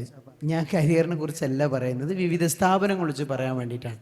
അപ്പം ഇവിടെ ഇരിക്കുന്നതിലേ പിന്നെ +2 കഴിഞ്ഞവരുണ്ടോ? ഒന്ന് എഴുന്നേറ്റിക്കാമോ? +2 കഴിഞ്ഞവർ ജസ്റ്റ് ഒന്ന് എഴുന്നേറ്റ് നിന്നാൽ മതി. നിങ്ങളൊക്കെ വിവിധ +2 കഴിഞ്ഞവരാണ് അല്ലേ? Thank you. ഇരിക്കാം. 10ാം ക്ലാസ് കഴിഞ്ഞു, +2-ന് ജോയിൻ ചെയ്യാൻ പോകുന്ന കുട്ടികളില്ലേ, അവരൊന്ന് എഴുന്നേറ്റിക്കാവോ? 10ാം ക്ലാസ് കഴിഞ്ഞു, ഇനി +1 കോഴ്സിന് ജോയിൻ ചെയ്യാൻ പോകുന്ന കുട്ടികൾ. ഓക്കെ, അവരുണ്ട്, ഈക്വൽ സ്ട്രെങ്ത് ഉണ്ട്. Very good, thank you. ഇരിക്കാം. പിന്നെ 10ാം ക്ലാസ്സിന് താഴെയുള്ളവർ, 8ഉം 9ഉം 7ഉം ഒക്കെ ഉള്ളവർ, അവരൊന്ന് എഴുന്നേറ്റുന്ന്. 10ാം ക്ലാസ്സിന് താഴെയുള്ളവർ 10ാം ക്ലാസ്സിലാണ്. 10ാം ക്ലാസ്സോ 9ഓ 8ഓ 7ഓ ഒക്കെ ഉള്ളവരാ ചോദിച്ചത്. ഇല്ല, ഓക്കെ, കൂടെ വന്ന ആൾക്കാരാണ്. അതുവേ നിങ്ങളാണ് ഭാഗ്യവാന്മാർ. വളരെ നേരത്തെ തന്നെ നിങ്ങൾക്ക് ഇത്തരം കാര്യങ്ങളെക്കുറിച്ച് അറിയാൻ പറ്റുമല്ലോ എന്നുള്ളതാണ്. ഓക്കെ, ഏകദേശം ആളുകളും +2 കഴിഞ്ഞവരും 10ാം ക്ലാസ് കഴിഞ്ഞവരൊക്കെയാണ് എന്ന് മനസ്സിലാക്കി. പ്രിയപ്പെട്ടവരെ, നമ്മൾ പഠിച്ചത് സ്കൂളിലല്ലേ? 10ാം ക്ലാസ്സിലും +2 ഒക്കെ സ്കൂളല്ലേ പഠിച്ചത്? Yes or no? യെസ്. ഏതൊക്കെ ടൈപ്പ് സ്കൂൾ നിങ്ങൾക്ക് അറിയാമെന്ന് പറഞ്ഞേ. സാധാരണ നമ്മുടെ നാട്ടിലുള്ള സ്കൂളുകളെ ഞാൻ ചോദിച്ചത്. ഒന്ന് CBSE സ്കൂൾ. എന്താ CBSE സ്കൂൾ എന്ന് പറഞ്ഞാൽ? സെൻട്രൽ ഗവൺമെന്റിന്റെ സ്കൂളാണ് CBSE സ്കൂൾ. പിന്നെ ഏതാ ഉള്ളത്? എയ്ഡഡ്. ഓക്കെ, നമ്മളെ സാധാരണ നാട്ടിലെ സ്റ്റേറ്റ് സ്കൂളുകൾ, അതിൽ എയ്ഡഡ് ഉണ്ട്, അൺഎയ്ഡഡ് ഉണ്ട്, ഗവൺമെന്റ് സ്കൂളുകളുണ്ട്, സ്റ്റേറ്റ് സിലബസിലുള്ള സ്കൂളാണ്. അതല്ലാത്ത വേറെ ഏത് സ്കൂളാണ് ഉള്ളത്? ICSE സ്കൂളുകളുണ്ട്. ഇവിടെ എനിക്ക് തോന്നുന്നു ഗ്രീൻവുഡ്സ് ഒക്കെ ICSE സ്കൂളാണെന്ന് തോന്നുന്നുണ്ട്. ICSE സ്കൂളുകളുണ്ട്. അതല്ലാത്ത വേറെ സ്കൂളുണ്ടോ? IB സ്കൂളുകൾ കേട്ടിട്ടുണ്ടോ? Okay, anyway IB സ്കൂളുകളുണ്ട്. ഇതാണ് സ്കൂള് കഴിഞ്ഞാൽ 10ാം ക്ലാസ് കഴിഞ്ഞാൽ പിന്നെ നമ്മൾ എന്ത് പഠിക്കാൻ പോവും? +1 +2. പക്ഷെ അതാണോ എല്ലാവരും പഠിക്കുന്നത്? അല്ല. കർണാടകയിലെ മംഗലാപുരത്ത് സെന്റ് അലോഷ്യസ് പോയിട്ട് +1 +2 എന്ന് പറഞ്ഞാൽ അവർ മേലോട്ട് വെക്കും. അവിടെ അതില്ല. പിന്നെ അവിടെ എന്താ ഉള്ളത്? PUC ആണ്, പ്രീ യൂണിവേഴ്സിറ്റി കോളേജസ് എന്ന് പറയും. അഥവാ 10ാം ക്ലാസ് കഴിഞ്ഞിട്ടുള്ള 2 വർഷത്തെ കേരളത്തിലും തമിഴ്നാട്ടിലും അതുപോലുള്ള ചില സംസ്ഥാനങ്ങളിലൊക്കെ +1 +2 എന്നാണ് പറയാ. കർണാടകയിൽ അതിന് പറയുന്നത് എന്താണ്? PUC ആണ്, പ്രീ യൂണിവേഴ്സിറ്റി കോളേജുകളാണ്. അത് കഴിഞ്ഞിട്ട് പഠിക്കാൻ പോകുന്ന സ്ഥാപനങ്ങൾക്ക് ജനറലി പറയുന്ന പേര് ഹയർ എഡ്യൂക്കേഷൻ ഇൻസ്റ്റിറ്റ്യൂഷൻസ് എന്നാണ്. കേന്ദ്ര ഗവൺമെന്റിന് കീഴിൽ മിനിസ്ട്രി ഓഫ് എഡ്യൂക്കേഷൻ ഉണ്ട്. അതിന് കീഴിൽ ഹയർ എഡ്യൂക്കേഷൻ ഇൻസ്റ്റിറ്റ്യൂഷൻസ് എന്ന് പറയും. ഞാനിത് പറയുന്നത് നിങ്ങളൊക്കെ ഇവിടെ medical, engineering, CA, CMA, civil service ഇതൊക്കെ പറയുന്നുണ്ടെങ്കിലും ഇവിടെ കൂടിയിരിക്കുന്നതിൽ ഒരു 10-20% ആളുകളാണ് അതിലേക്ക് പോവുക. ബാക്കിയുള്ള ആളുകളൊക്കെ പഠിക്കാൻ പോകുന്നത് കോളേജിലും യൂണിവേഴ്സിറ്റിയിലും അതുപോലുള്ള സ്ഥാപനങ്ങളിലാണ്. അപ്പോൾ അത്തരം സ്ഥാപനങ്ങളെ കുറിച്ച് ഒരു ധാരണ ഉണ്ടാവണം. ഞാനിവിടെ പക്ഷെ റെപ്രസെന്റ് ചെയ്യുന്നത് വിൻടച്ച് അക്കാഡമി എന്ന് പറയുന്ന ഒരു എൻട്രൻസ് ഇൻസ്റ്റിറ്റ്യൂട്ടിലെ റെപ്രസെന്റ് ചെയ്തിട്ട് ഞാൻ വന്നത്. പക്ഷേ ഞാൻ പറയുന്ന ആ സ്ഥാപനത്തെ കുറിച്ചേ അല്ല. എനിക്ക് പറയാനുള്ളത് 10ാം ക്ലാസ് +2 കഴിഞ്ഞാലുള്ള ഹയർ എഡ്യൂക്കേഷൻ ഇൻസ്റ്റിറ്റ്യൂഷനെ കുറിച്ചിട്ടാണ്. ഹയർ എഡ്യൂക്കേഷൻ ഇൻസ്റ്റിറ്റ്യൂഷൻ നമ്മുടെ നാട്ടിൽ നടത്തുന്നത് UGC എന്ന് പറയുന്ന കേന്ദ്ര സർക്കാരിൻ്റെ ഒരു ഏജൻസിയാണ്. അതിൻ്റെ കീഴിൽ വിവിധ യൂണിവേഴ്സിറ്റികളിലാണ് നമ്മൾ പഠിക്കുക. 4 ടൈപ്പ് യൂണിവേഴ്സിറ്റികൾ നമ്മുടെ നാട്ടിലുണ്ട്. എത്ര ടൈപ്പ് ഉണ്ട്? 4. ഒന്ന് സെൻട്രൽ യൂണിവേഴ്സിറ്റികളാണ്. ഒന്ന് പറഞ്ഞ എല്ലാവരും, സെൻട്രൽ യൂണിവേഴ്സിറ്റി. Very good. രണ്ടാമത്തത് സ്റ്റേറ്റ് യൂണിവേഴ്സിറ്റീസ് ആണ്. സ്റ്റേറ്റ്. Very good. മൂന്നാമത്തത് ഡീംഡ് ടു ബി യൂണിവേഴ്സിറ്റീസ് എന്ന് പറയും. നിങ്ങൾ സെന്റ് അലോഷ്യസ് മംഗലാപുരത്തെ വളരെ പ്രധാനപ്പെട്ട ഒരു മുമ്പ് കോളേജ് ആയിരുന്നു. കഴിഞ്ഞ 2 വർഷം മുമ്പ് അത് കഴിഞ്ഞ വർഷം മുതൽ അതൊരു ഡീംഡ് യൂണിവേഴ്സിറ്റിയായി മാറി. യനപ്പോയ എല്ലാവരും കേട്ടിട്ടുണ്ടാവും, ഡീംഡ് യൂണിവേഴ്സിറ്റിയാണ്. അതുപോലെ ഒരുപാട് ഡീംഡ് യൂണിവേഴ്സിറ്റി മംഗലാപുരത്തുണ്ട്. നൂറുൽ ഇസ്ലാം അതൊരു ഡീംഡ് ടു ബി യൂണിവേഴ്സിറ്റിയാണ്. ഇതാണ് മൂന്നാമത്തെ university. First one central university, good. Second state university. Third deemed university. What is fourth? Private university. Okay, private university. ഇങ്ങനെ 4 ടൈപ്പ് യൂണിവേഴ്സിറ്റികളാണ് നമ്മുടെ നാട്ടിലുള്ളത്. നിങ്ങൾ +2 കഴിഞ്ഞാൽ പിന്നെ ഏതെങ്കിലും ഒരു യൂണിവേഴ്സിറ്റിയിലായിരിക്കും എല്ലാവരും പഠിക്കുക. ദാറ്റ് മീൻസ് ഏതെങ്കിലും ഒരു യൂണിവേഴ്സിറ്റി റാങ്ക് ഉള്ള, ഒന്നുകിൽ അത് ഡീംഡ് ടു ബി യൂണിവേഴ്സിറ്റി ആയിരിക്കാം, ഇനി അതല്ലെങ്കിൽ അത്തരം പൊസിഷനിലുള്ള സ്ഥാപനങ്ങൾ. ഞാൻ അതും കൂടെ പറയും ഇൻഷാ അല്ലാഹ്. ഈ 4 യൂണിവേഴ്സിറ്റികൾ എന്താണെന്ന് മനസ്സിലാക്കണം. ഇതിൽ കേരളത്തിൽ എത്ര യൂണിവേഴ്സിറ്റികൾ ഉണ്ട് എന്ന് നിങ്ങൾക്ക് പറയാൻ പറ്റുമോ? എത്ര യൂണിവേഴ്സിറ്റി കേരളത്തിലുണ്ട്? ശരി ഉത്തരം പറയുന്ന ആൾക്ക് 500 രൂപ ഞാൻ സമ്മാനം തരും, ക്യാഷ് അവാർഡ്. ChatGPT-യോടൊക്കെ ചോദിച്ചാലും നിങ്ങൾക്ക് ഉത്തരക്ക് കിട്ടും. നിങ്ങളല്ല, ഇവിടെ ഇരിക്കുന്ന ആളുകൾ. എത്ര യൂണിവേഴ്സിറ്റി ഉണ്ട് കേരളത്തിൽ? ടൈപ്പല്ല ഞാൻ ചോദിച്ചത്, എണ്ണാണ് ചോദിച്ചത്, നമ്പർ. എത്ര? പറയൂ. 1 യൂണിവേഴ്സിറ്റികളുടെ ടോട്ടൽ യൂണിവേഴ്സിറ്റി 5. 17. ആരാ 17 പറഞ്ഞത്? 2 ആളുണ്ടെങ്കിൽ 1000 രൂപ പോകുമല്ലോ. 17. 18. ഓക്കെ, ഞാൻ അവിടെ നിർത്താം. 19 യൂണിവേഴ്സിറ്റികളുണ്ട് കേരളത്തിൽ. ആരെങ്കിലും പറഞ്ഞു 19? ആരും പറഞ്ഞിട്ടില്ല. 19 പറഞ്ഞവിടെ ആരാ പറഞ്ഞത്? 19 യൂണിവേഴ്സിറ്റി നിങ്ങൾ പറഞ്ഞോ? ഒന്നിങ്ങോട്ട് വന്നേ. വാ 19 പറഞ്ഞു, ഞാൻ കേട്ടിട്ടില്ല.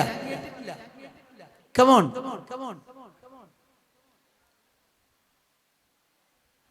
19 യൂണിവേഴ്സിറ്റി എന്ന് പറഞ്ഞിട്ടുണ്ട്. Very good.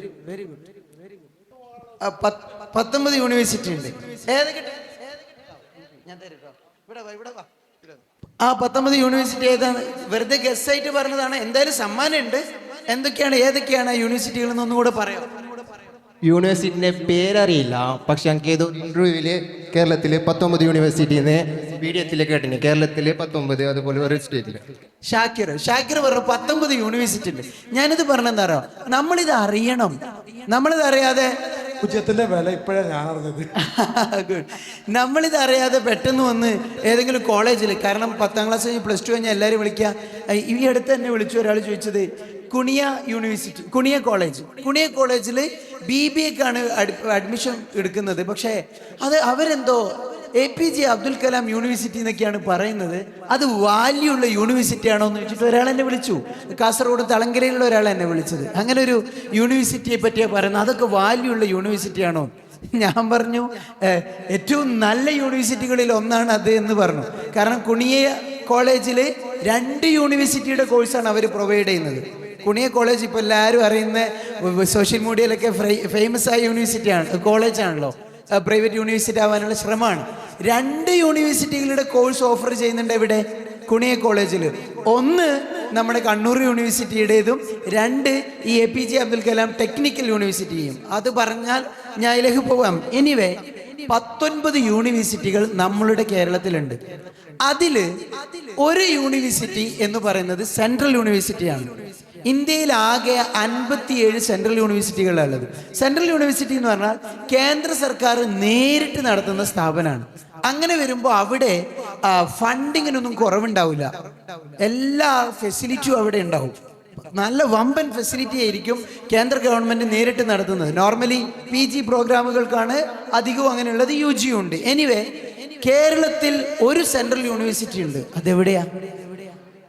അങ്ങനെ പറയല, നമ്മുടെ കാസർഗോഡാണ് ആ യൂണിവേഴ്സിറ്റി ഉള്ളത് എന്നത് നമുക്ക് അഭിമാനമാണ്.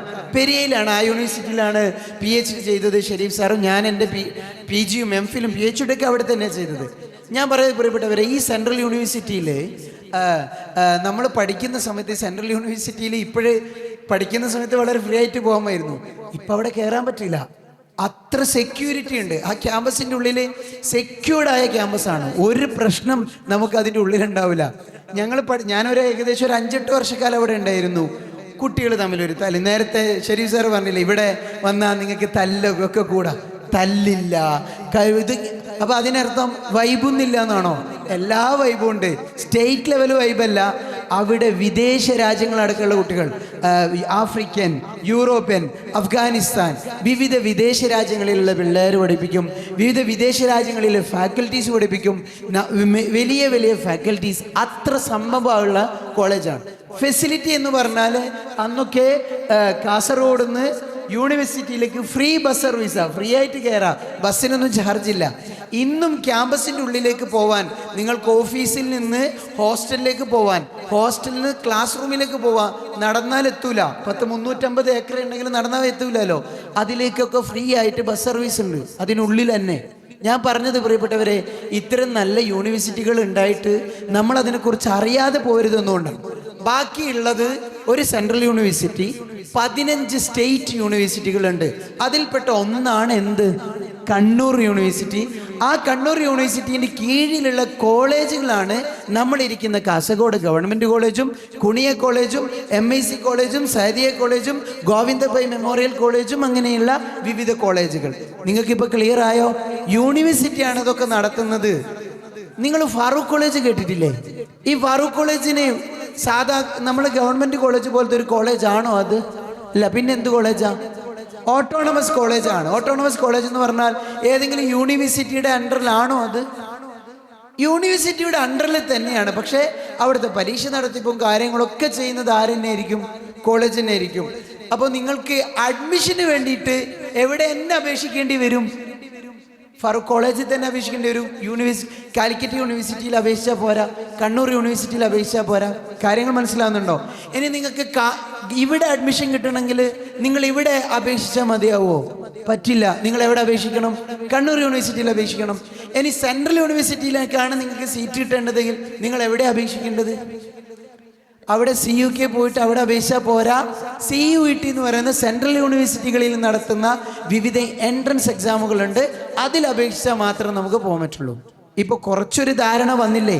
സ്റ്റേറ്റ് യൂണിവേഴ്സിറ്റികൾ, സെൻട്രൽ യൂണിവേഴ്സിറ്റികൾ, അതുപോലെ പ്രൈവറ്റ് യൂണിവേഴ്സിറ്റികൾ, കോളേജുകൾ. ഇതൊന്നും അല്ലാത്ത സ്ഥാപനവും നമ്മുടെ നാട്ടിലുണ്ട്. അത് 165 സ്ഥാപനങ്ങളുണ്ട്. അതിന് പറയുന്ന പേര് ഇൻസ്റ്റിറ്റ്യൂട്ട് വിത്ത് നാഷണൽ ഇമ്പോർട്ടൻസ് എന്നാണ് പറയുക. നിങ്ങൾ IITകൾ എന്ന് കേട്ടിട്ടുണ്ടോ? IITകൾ ഒരു യൂണിവേഴ്സിറ്റി അല്ല, ഓട്ടോണമസ് പദവിയുള്ള ഇൻസ്റ്റിറ്റ്യൂട്ടാണ്. ഇൻസ്റ്റിറ്റ്യൂട്ട് വിത്ത് നാഷണൽ ഇമ്പോർട്ടൻസ് എന്നാ പറയാ. നമ്മളെ കേരളത്തിൽ IIT ഉണ്ടോ ഇല്ലയോ? ഉണ്ട്. ഏതാ ഏതാ IIT? NIT ഞാൻ ചോദിച്ചത്. IIT പറഞ്ഞേ. IIT പാലക്കാട് എന്ന് പറഞ്ഞിട്ട് പാലക്കാട് ഒരു IIT ഉണ്ട്. അതുപോലെ IIT-കൾ പോലെ തന്നെ IIT-കൾ എന്ന് പറഞ്ഞാൽ എൻജിനീയറിങ്ങിൻ്റെ മാത്രം സ്ഥാപനമല്ല. അങ്ങനെ ഒരു തെറ്റിദ്ധാരണ ഉണ്ട്.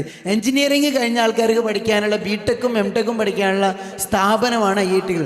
അങ്ങനെ ആയിരുന്നു മുമ്പ്. ഇന്നതല്ല. ഹ്യൂമാനിറ്റീസ് ആൻഡ് സോഷ്യൽ സയൻസ് എന്ന് പറഞ്ഞിട്ടൊരു ഒരു ഒരു ഒരു ഡിപ്പാർട്ട്മെൻറ്റിന് IIT-കളിലുണ്ട്. ആ IIT-യിൽ നമുക്ക് പോയിട്ട് ഹ്യൂമാനിറ്റീസ് പഠിക്കാം, BA ഇംഗ്ലീഷ് പഠിക്കാം, സൈക്കോളജി പഠിക്കാം, BA എക്കണോമിക്സ് പഠിക്കാം, ഹിസ്റ്ററി പഠിക്കാം, സോഷ്യോളജി പഠിക്കാം, ആർട്ട് സബ്ജക്റ്റുകളൊക്കെ IIT-കളിൽ പോയിട്ട് പഠിക്കാം. നാഷണൽ ഇമ്പോർട്ടൻസ് ഉള്ള സ്ഥാപനമാകുമ്പോൾ അത്ര ക്വാളിറ്റി എഡ്യൂക്കേഷൻ ആയിരിക്കും അവിടെ ഉണ്ട്. ഇതാണ് ഒന്ന്. IIT-കൾ ഏകദേശം 10-20ഓളം IIT-കൾ നമ്മുടെ നാട്ടിലുണ്ട്. അതിന് തൊട്ട് താഴെ നിൽക്കുന്ന ഒരു സ്ഥാപനമാണ് നാഷണൽ ഇൻസ്റ്റിറ്റ്യൂട്ട് ഓഫ് ടെക്നോളജി എന്ന് പറയുന്ന NIT-കൾ. നിങ്ങൾ കേട്ടിട്ടുണ്ടാവും NIT-കൾ. അതുമല്ലാത്ത സ്ഥാപനങ്ങളാണ് IIM. നിങ്ങൾ കേട്ടിട്ടില്ലേ IIM? കേരളത്തിലുണ്ടോ IIM? ഉണ്ടോ? ഉണ്ട്. കോഴിക്കോട് IIM കാലിക്കറ്റ് ഉണ്ട്. IIM കോഴിക്കോട് എന്ന് പറയുന്ന സ്ഥാപനമുണ്ട്. IIM ബാംഗ്ലൂർ എല്ലാവർക്കും അറിയാം. ഫിലിമിലൊക്കെ കാണുന്ന ഒരു സ്ഥാപനമാണ് IIM ബാംഗ്ലൂർ. പിന്നെ കാരണം അത്ര ഇൻഫ്രാസ്ട്രക്ചർ ഉള്ള സ്ഥാപനങ്ങളാണ്. IIM-കൾ മാനേജ്മെന്റ് പഠിക്കാൻ വേണ്ടിയിട്ടുള്ള ഇൻസ്റ്റിറ്റ്യൂട്ടാണ് IIM-കൾ. അതുമല്ലാത്ത സ്ഥാപനങ്ങളുണ്ട്. പെൺകുട്ടികളാണ് ഇവിടെ ഭൂരിപക്ഷമുള്ള. ഫാഷൻ ഡിസൈനിങ്ങും ഫാഷൻ ടെക്നോളജിയും ഒക്കെ നമ്മളൊക്കെ ഇങ്ങനെ ഇവിടെയുള്ള ലോക്കൽ സ്ഥാപനങ്ങൾ വലിയ ഫീസ് കൊടുത്ത് പഠിപ്പിക്കുമ്പോൾ നല്ല നല്ല സ്ഥാപനങ്ങൾ കണ്ണൂരടക്കം NIFT national institute of fashion technology എന്ന് പറയുന്ന സ്ഥാപനങ്ങളുണ്ട്. ഐസറുകളുണ്ട്. ഐസർ എന്ന് പറഞ്ഞാൽ സ്പേസ് റിസർച്ചിന് വേണ്ടിയുള്ള സ്ഥാപനങ്ങളാണ്. അഗ്രികൾച്ചർ ഫീൽഡിൽ മാത്രം താല്പര്യമുള്ള ആളുകൾക്ക് അഗ്രികൾച്ചറൽ ഇൻസ്റ്റിറ്റ്യൂട്ടുകളുണ്ട്. അതുപോലെ വേറൊരാൾക്ക് IT ആണെങ്കിൽ Indian institute of information technology എന്ന് പറഞ്ഞിട്ട് സ്ഥാപനങ്ങളുണ്ട്. ഇനി അതൊന്നുമല്ല നിങ്ങളുടെ താല്പര്യം, നിങ്ങൾക്ക് പിന്നെ പെർഫോമിംഗ് ആർട്സ് പോലെയുള്ള വിഷയങ്ങളുണ്ട്. അത്തരം സ്ഥാപനങ്ങളാണെങ്കിൽ കേരളത്തിൽ ഡീംഡ് യൂണിവേഴ്സിറ്റിയായി തൃശ്ശൂരിൽ കലാമണ്ഡലം എന്ന് പറയുന്ന സ്ഥാപനങ്ങളുണ്ട്. വിവിധങ്ങളായ ഇൻസ്റ്റിറ്റ്യൂട്ടുകളുണ്ട്. പിന്നെ സോഷ്യൽ സയൻസ് നേരത്തെ പിന്നെ ഇതൊക്കെ പറഞ്ഞു. പിന്നെ TISL MSW അതുപോലെയുള്ള പ്രോഗ്രാമുകൾക്ക് കാരണം ഒരു Rajiv Gandhi national institute of youth development എന്ന് പറയുന്ന സ്ഥാപനങ്ങൾ. ഞാൻ പറഞ്ഞത് 165ഓളം നാഷണൽ ഇമ്പോർട്ടൻസ് ഉള്ള സ്ഥാപനങ്ങളുണ്ട്. എൻ്റെ പ്രിയപ്പെട്ട മക്കളെ, നിങ്ങളൊക്കെ പഠിക്കുമ്പോൾ ഡിഗ്രി പഠിക്കുമ്പോൾ നമുക്ക് ഇവിടെ അഡ്മിഷൻ കിട്ടണമെന്ന് നേരത്തെ പറഞ്ഞു. മാർക്കില്ലാത്തവർക്ക് ഗവൺമെൻറ് കോളേജിൽ സീറ്റ് കിട്ടുമോ? സീറ്റ് കിട്ടൂലല്ലോ. +2 നമുക്ക് കുറച്ച് കുഴപ്പി നടന്നിട്ട് പഠിക്കുന്ന സ്ഥാപനമല്ലേ. 10ാം ക്ലാസ്സിൽ ഫുൾ A+ ഉണ്ടെങ്കിലും +1 +2 നമ്മൾ അത്യാവശ്യം കുഴപ്പിയിട്ടാണ് പോവുക. ആ മാർക്ക് വെച്ചിട്ട് നമുക്ക് എവിടെ കിട്ടൂല? ഗവൺമെൻറ് കോളേജ് കിട്ടൂല. പിന്നെ നമ്മൾ എയ്ഡഡ് കോളേജിലോ അൺഎയ്ഡഡ് കോളേജ് എയ്ഡഡിലും കിട്ടൂല, അൺഎയ്ഡഡ് കോളേജിലോ അല്ലെ പാരലൽ കോളേജിലോ കിട്ടും. ആ മാർക്ക് മതി നിങ്ങൾക്ക് സെൻട്രൽ യൂണിവേഴ്സിറ്റിയിൽ അഡ്മിഷൻ കിട്ടും. പക്ഷെ എൻട്രൻസ് എഴുതി പാസ്സാവണമെന്ന് മാത്രമേ ഉള്ളൂ. സെൻട്രൽ യൂണിവേഴ്സിറ്റികൾ എന്ന് പറയുന്നത് വലിയ വാതായനങ്ങളാണ്. അവിടെ കോഴ്സ് ഫീ വളരെ കുറവായിരിക്കും. താമസം നല്ല ഫെസിലിറ്റി ഉണ്ടാവും. നിങ്ങളുടെ ഒരുമിച്ച് പഠിക്കുന്ന ആള് പിന്നെ സേഫ്റ്റി, നല്ല സേഫ്റ്റി ഉണ്ടാവും. കാരണം ക്യാമ്പസിൻ്റെ ഉള്ളിലേക്ക് വേറൊരാൾക്ക് കടന്നു ചെല്ലാൻ പറ്റില്ല. അത്ര സെക്യൂരിറ്റി ഫോഴ്സസ് ആണ് ഉണ്ടാവുക. ഞാൻ വിവിധ സ്ഥാപനങ്ങളെ കുറിച്ച് പറയല്ല. പിന്നെ ഒരു IIT-കൾ ഇതുപോലെയുള്ള നാഷണൽ ഇൻസ്റ്റിറ്റ്യൂട്ടുകളെ പ്രത്യേകത വിശാലമായ ക്യാമ്പസ് ആയിരിക്കും. ഞാനൊരിക്കൽ ഇന്ത്യയിലെ ഏറ്റവും മികച്ച, നിങ്ങൾ സുന്ദർ പിച്ചായിയെ കേട്ടിട്ടില്ലേ? ഗൂഗിൾ CEO കേട്ടിട്ടില്ലേ? അയാൾ എവിടെയാണ് പഠിച്ചത്? ഇന്ത്യയിൽ IIT ഖരഗ്പൂരിലാണ് പഠിച്ചത്. പിന്നെ സത്യനാഥ് അല്ല, മൈക്രോസോഫ്റ്റ് CEO ഇന്ത്യയിൽ IIT-കളിലാണ് പഠിച്ചത്. ഈ സുന്ദർ പിച്ചായൊക്കെ പഠിച്ച IIT ഖരഗ്പൂറാണ്, വെസ്റ്റ് ബംഗാൾ. എൻ്റെ ഒരു സുഹൃത്ത് പിന്നെ എക്കണോമിക്സിൽ അവിടെ PhD ചെയ്യുന്ന സമയത്ത് ഞാൻ അവരുടെ ക്യാമ്പസിൽ പോയിട്ടുണ്ടായിരുന്നു. 2000 ഏക്കറിലധികം വിശാലമായ ക്യാമ്പസാണ്. ആ ക്യാമ്പസിൻ്റെ ഉള്ളിൽ തന്നെ ഉണ്ട് മിനി മാർക്കറ്റ്. ഒരു മാർക്കറ്റ് ഉണ്ട് ആ ക്യാമ്പസിൻ്റെ ഉള്ളിൽ. ആ ക്യാമ്പസിൻ്റെ ഉള്ളിൽ വിവിധങ്ങളായ പിന്നെ ഹോസ്പിറ്റലുകൾ, മെഡിക്കൽ കോളേജുകൾ, ഇതൊക്കെ അവിടെ പഠിക്കുന്ന കുട്ടികൾക്ക് മെഡിക്കൽ കോളേജിൽ ഫ്രീ ട്രീറ്റ്മെൻറ്റാണ്, സർജറി ഫ്രീ ആണ്, ഓപ്പറേഷൻ ഫ്രീ ആണ്. അപ്പോൾ അത്ര സൗകര്യങ്ങളും സംവിധാനങ്ങളും ഉണ്ട്. അത്തരം സ്ഥാപനങ്ങളൊക്കെ മറ്റുള്ളവർ പഠിക്കാനല്ലല്ലോ, നമുക്കൊക്കെ പഠിക്കാനല്ലേ. എനിക്ക് തോന്നുന്നു ചിലപ്പോൾ നമ്മളെ നാട്ടിലെ സാധാരണ ഗവൺമെൻറ് കോളേജിനുകളൊക്കെ സേഫ്റ്റിയും സെക്യൂരിറ്റിയും അതുപോലെ അത്ര ക്വാളിറ്റിയുള്ള എഡ്യൂക്കേഷനൊക്കെ കിട്ടും ഇത്തരം സ്ഥാപനങ്ങളാണ്. ഫീസും കുറവാണ്, നല്ല എഡ്യൂക്കേഷനും കിട്ടും. ഇപ്പോഴാണെങ്കിൽ മുസ്ലിം കമ്മ്യൂണിറ്റി നമ്മളെ മലയാളി കമ്മ്യൂണിറ്റികളൊക്കെ വളരെ കൂടുതലായിട്ട് ഇത്തരം ക്യാമ്പസുകളിലൊക്കെ ഉണ്ട്. അപ്പോൾ നമ്മളെ സംബന്ധിച്ചിടത്തോളം മലയാളി കമ്മ്യൂണിറ്റി ഉണ്ടാവും, മറ്റുള്ളവരുണ്ടാവും, എല്ലാവർക്കും കൂടി ചേരാൻ പറ്റാവുന്ന വിധത്തിലുള്ള വലിയ വലിയ ക്യാമ്പസുകളുണ്ട്. അത്തരം ക്യാമ്പസുകളിലൊക്കെ പോയിട്ട് പഠിക്കാനുള്ള സാഹചര്യം ഉണ്ടാവണം. ഇത്തരം ഇൻസ്റ്റിറ്റ്യൂട്ടുകൾ നമ്മുടെ നാട്ടിലുണ്ട് എന്ന് മാത്രം പരിചയപ്പെടുത്താണ്. ബാക്കി നിങ്ങളൊക്കെ സ്വന്തം ഗൂഗിളിനോട് ചോദിച്ചിട്ടും ChatGPTയോടൊക്കെ ചോദിച്ചിട്ട് ബാക്കി കാര്യങ്ങളൊക്കെ മനസ്സിലാക്കണമെന്ന് മാത്രം പറഞ്ഞ് താങ്ക് യു വെരി മച്ച്. സമയത്തിൻ്റെ പരിമിതി കൊണ്ടാണ്, കാരണം ഇത് ഒരുപാട് കാര്യങ്ങൾ പറയാനുള്ള ഏരിയയാണ്. നിങ്ങളിലേക്ക് മൈക്ക് വരുന്നു, നിങ്ങളുടെ സംശയങ്ങൾ ചോദിക്കാം. ഏത് ഏരിയനെ കുറിച്ച് ചോദിക്കുകയാണെങ്കിലും, ഉപരിപഠനം, തൊഴിൽ സാധ്യത, ഇതിനെക്കുറിച്ച് എന്ത് ചോദിച്ചു കഴിഞ്ഞാലും ഈ പാനലിസ്റ്റുകൾ മറുപടി തരും. ഇനി അതല്ലാതെ ചോദിച്ചു കഴിഞ്ഞാലും നമുക്ക് നോക്കാം. അപ്പോൾ എനിക്ക് കൂടുതൽ ഇൻട്രസ്റ്റ് ഉള്ളത് ബയോ കെമിസ്ട്രീനോടാണ്. അപ്പോൾ സാർ ഇപ്പോൾ പറഞ്ഞത് ബയോ ടെക്നോളജീനെ കുറിച്ചിട്ടല്ലേ, അപ്പോൾ അതും ബയോ കെമിസ്ട്രിയും തമ്മിലുള്ള ഡിഫറൻസ് എന്താണെന്ന് പറയുമോ? ബയോ കെമിസ്ട്രി എന്ന് പറഞ്ഞാൽ കുറച്ച് സ്പെസിഫിക് ആയിട്ട് പോയിട്ടുള്ള ഒരു സബ്ജക്റ്റാണ്. ഇപ്പം ബയോ ടെക്നോളജി സ്റ്റുഡൻസും ബയോ കെമിസ്ട്രിയും ഒക്കെ പഠിക്കും. Organic chemistry, bio organic chemistry, bio inorganic chemistry, bio chemistry എല്ലാം പഠിക്കും. അപ്പം ജോലി എന്ന് നോക്കിയാൽ കുറച്ചുകൂടെ നേരോ ആയിപ്പോയി ബയോ കെമിസ്ട്രി പഠിക്കുന്നവർക്ക്. ഇപ്പം ഒരു ബയോ ടെക്നോളജി പഠിച്ചവർക്ക് ഒരു 5 സ്ഥലത്ത് ജോലിക്ക് പോകാമെന്ന് വെച്ചാൽ ബയോ കെമിസ്ട്രി ഒരു സ്ഥലത്ത് അത്ര നേരോ ആയിപ്പോ, ബ്രോഡ് അല്ല. അതാണ് അതിൻ്റെ ഡിഫറൻസ്. പക്ഷേ പഠിക്കുന്ന സബ്ജക്ട്സ് രണ്ടുപേരും മോസ്റ്റ് ഓഫ് ദ സിലബസിനെ നോക്കിയാൽ സിമിലർ ആയിട്ട് തന്നെ കാണത്തുള്ളൂ. ഫോക്കസ്ഡ് ആണ്. ഏരിയ വൈഡർ ഏരിയ ഉണ്ട്, നാരോ ഏരിയ ഉണ്ട്. നമ്മളിപ്പോൾ ഒരു പ്രത്യേക ജോലിയെ സ്പെസിഫൈ ചെയ്ത് പോകുന്ന മേഖലയിലേക്ക് പോകുമ്പോഴേക്കാണ് ഈ പറയപ്പെടുന്നത്. ഇപ്പോൾ bio chemistry, bio informatics, microbiology, biotechnology, ഇതൊക്കെ ഒരു ന്യൂ ജനറേഷൻ കോഴ്സായിട്ട് വന്നതാണ്. മിനിമം ഒരു ലോങ് ടേം സ്റ്റഡീസ് വേണം. 5 വർഷം ഇപ്പോൾ ഇൻ്റഗ്രേറ്റഡ് കോഴ്സായി 5 വർഷം PGയും PhD ഒക്കെ കഴിഞ്ഞാലാണ് ഒരു ഓപ്പണിങ്സ് കൂടുതൽ വരും. കാരണം റിസർച്ച് ഏരിയയിലാണ് കൂടുതൽ വരിക. പെയിൻ ടെക്നോളജി, റബ്ബർ ടെക്നോളജി, പിന്നെ പെസ്റ്റിസൈഡ്സ്, അഗ്രികൾച്ചർ, ഫുഡ് പ്രൊഡക്ഷൻ, ഈ മേഖലയിലൊക്കെയാണ് ഇതിൻ്റെ ജോലി സാധ്യത ഉള്ളത്. ഓക്കെ, എൻ്റെ പേര് ലിയ പർവീൻ. നമുക്ക് ചോദിക്കാനുള്ളത് CS ആലിഹ് സാറിനോട്. ഞാൻ ഇനി ചാർട്ടേഡ് അക്കൗണ്ടൻസി പഠിക്കാൻ നോക്കുന്നുണ്ട്. അഡ്മിഷനായി IIM-ൽ തന്നെ കാസർഗോഡ് അഡ്മിഷനായത്. ഇപ്പോൾ നമുക്കിപ്പോൾ ഇന്ത്യയിൽ ഏറ്റവും കൂടുതൽ ഓപ്പർച്യൂണിറ്റി ഉള്ളത് ചാർട്ടേഡ് അക്കൗണ്ടൻസിയാ ACCA? No doubt it is chartered accountancy, no doubt. ഏതായാലും സെലക്ട് ചെയ്തതാണ്, ഒന്നും മാറണ്ട. ഇനി ഞാൻ പറഞ്ഞ എല്ലാ കൊമേഴ്സ് പ്രൊഫഷണലും, ഇന്ത്യൻ പ്രൊഫഷൻ ആവട്ടെ, പുറത്ത് UK, US, ഏത് പ്രൊഫഷണൽ കോഴ്സ് എടുത്തു കഴിഞ്ഞാലും വേൾഡിൽ number 1 comes CPA America, second comes Indian chartered accountancy. അത് കഴിഞ്ഞിട്ട് എന്തേ ഉള്ളൂ. അതിന് പ്രത്യേക ഒരു റാങ്കിങ് ഒന്നുമില്ല കേട്ടോ. It comes from the industry. So chartered accountancy ഏതായാലും ചൂസ് ചെയ്തു, that is the best one, you go ahead with. Even GCC കൺട്രിയിലാണെങ്കിലും ഓഡിറ്റിങ്ങിന് ആദ്യം സെലക്ട് ചെയ്യുക, CA കാരനെ അവരെയാണ് ആദ്യം. ഇപ്പം ഒരു ലേറ്റസ്റ്റ് നോട്ടിഫിക്കേഷൻ ഉണ്ടായിരുന്നു UAE ഗവൺമെന്റിന്റെ, both Indian chartered accountants and ACCA can be the auditor in UAE. അവിടെ ACCA എന്ന് വെച്ച് കഴിഞ്ഞാൽ അവർ നന്നായിട്ട് മാർക്കറ്റ് ചെയ്തിട്ടുണ്ട് എല്ലാ കമ്പനീസിലേക്കും. That is the difference. Of course chartered accountants ആണ്. ഞാനിപ്പോൾ ബയോ സയൻസ് എടുക്കാനാണ് പ്ലാന്. അത് കഴിഞ്ഞിട്ട് സിവിൽ സർവീസിലോട്ട് പോകാൻ നല്ല ആഗ്രഹമുണ്ട്. അപ്പം സിവിൽ സർവീസിൽ UPSC എക്സാം എഴുതാൻ കുറച്ചുകൂടെ ഹെൽപ്ഫുൾ ആയിട്ടുള്ള നമ്മുടെ ഡിഗ്രി കോഴ്സസ് കുറച്ച് പറഞ്ഞ യൂസ്ഫുൾ ആയേനെ. അപ്പം അങ്ങനെയുള്ള കുറച്ച് കോഴ്സസ് പറയാൻ പറ്റുമോ? ഷിബിലി സാർ, ഇത് ഒരുപാട് കുട്ടികൾ ചോദിക്കുന്നൊരു ചോദ്യമാണ്. ചിലർ ചോദിക്കും സിവിൽ സർവീസ് ആയതുകൊണ്ട് ഹ്യൂമാനിറ്റി സബ്ജക്റ്റ് എടുക്കണോ, മറ്റു ചില ആളുകൾ എഞ്ചിനീയറിംഗ് ഒക്കെ ആയിട്ട് അങ്ങനെ പോകും. ഞാൻ മനസ്സിലാക്കിയിട്ടുള്ളത് ഡിഗ്രിക്ക് നിങ്ങൾ ഏത് സബ്ജക്റ്റ് എടുത്താലും അതിൻ്റേതായൊരു ഗുണം സിവിൽ സർവീസിലുണ്ട് എന്നുള്ളതാണ്. നിങ്ങൾ എഞ്ചിനീയറിങ്ങിനാണ് പോകുന്നതെങ്കിൽ നിങ്ങൾ ടോട്ടൽ റാങ്ക് ലിസ്റ്റ് വരുമ്പോൾ അതിൽ ഒരു 70% സ്റ്റുഡൻസും എഞ്ചിനീയറിംഗ് ബാക്ക്ഗ്രൗണ്ട് ഉള്ളവരായിരിക്കും. ഒന്ന്, നമ്മുടെ നാട്ടിൽ +2-ന് പോകുന്ന പോലെയാണ് എല്ലാവരും എഞ്ചിനീയറിങ്ങിന് പോകുന്നത് എന്നുള്ള ഒരു കാരണമുണ്ട്. രണ്ടാമത്തൊരു കാര്യം എന്നുള്ളതെന്ന് വെച്ചാൽ എഞ്ചിനീയറിംഗ് പഠിക്കുന്നതോടുകൂടി ഭയങ്കരമായിട്ട് മാത്തമാറ്റിക്സും സ്മാർട്ട് വർക്ക് ഭയങ്കരമായിട്ട് എളുപ്പത്തിൽ കിട്ടും. അതുകൊണ്ട് നിങ്ങൾ പോകുന്നത് ഒരു സയൻസ് സബ്ജക്റ്റിനാണെങ്കിൽ അതിൻ്റെ ഗുണം കുറച്ചും കൂടി എന്താ പറയുക, ടെക്നിക്കലി സ്മാർട്ട് വർക്ക് ചെയ്തുകൊണ്ട് ഹാർഡ് വർക്ക് അല്ലാതെ എങ്ങനെ ഷോർട്ടനായിട്ട് പഠിക്കുക എന്നുള്ളതൊക്കെ കുറേ കൂടി ഒരു സയൻസ് ബാക്ക്ഗ്രൗണ്ടിലുള്ള ആൾക്കാർക്ക് പെട്ടെന്ന് മനസ്സിലാവും. എന്നാൽ അതേസമയം ഹ്യൂമാനിറ്റീസ് പഠിക്കുന്നവർക്കുള്ള ഗുണം എന്താണെന്ന് വെച്ചാൽ ആ ഹ്യൂമാനിറ്റി സബ്ജക്റ്റ് തന്നെ ആയിരിക്കും, അതിൻ്റെ ഒരു 50% തന്നെ ആയിരിക്കും സിവിൽ സർവീസിൻ്റെ ക്വസ്റ്റ്യൻ പേപ്പറിൽ ഓൾമോസ്റ്റ് വരുന്നുണ്ടാവുക. അതുകൊണ്ട് കുറച്ചും കൂടി ഒരു ആപ്റ്റിറ്റ്യൂഡ് ലെവൽ അല്ലെങ്കിൽ ഒരു ഹ്യൂമാനിറ്റീസ് ലെവലിൽ കുറേ കൂടി ഒരു ഗ്രൗണ്ടും ആൻസർ റൈറ്റിംഗ് ഒക്കെ വരുമ്പോൾ കുറേ കൂടി ഹ്യൂമാനിറ്റീസ് പഠിച്ചവർക്ക് കുറച്ചും കൂടി ഹെൽപ്ഫുൾ ആയിരിക്കും. അപ്പോൾ എനിക്ക് നിങ്ങളോട് പറയാനുള്ളത് എല്ലാ സിവിൽ സർവീസിന് പോകുന്ന കുട്ടികളോട് നമ്മൾ പറയുന്നൊരു കാര്യം, എപ്പോഴും ഒരു പ്ലാൻ ബി ഉണ്ടായിരിക്കണം എന്നുള്ളതാണ്. എല്ലാവരും സിവിൽ സർവൻ്റ് ആവില്ല എന്നുള്ളതൊരു യാഥാർത്ഥ്യമാണ്. അതുകൊണ്ട് ഒന്നുകിൽ പ്രൊഫഷണൽ ഡിഗ്രി എടുത്തുകൊണ്ട് മുന്നോട്ട് പോകാൻ ആഗ്രഹിക്കുന്നവരാണെങ്കിൽ നിങ്ങൾക്ക് രണ്ടാമതൊരു കരിയർ നിങ്ങളെ മുമ്പിലേക്ക് വെക്കുകയാണെങ്കിൽ അത് ഏതെടുക്കാനാണോ ആഗ്രഹം അതിനനുസരിച്ചുള്ള ഡിഗ്രി ചൂസ് ചെയ്യുക. അതിൻ്റെ കൂടെ തന്നെ ഡിഗ്രി പഠിക്കുമ്പോൾ ഒരുപാട് ഒഴിവ് സമയം ഉണ്ടാവും. നേരത്തെ സാറ് പറഞ്ഞതുപോലെ സമരവും മറ്റൊക്കെ ആയിട്ട് ഒരുപാട് സമയം ഉണ്ടാവും.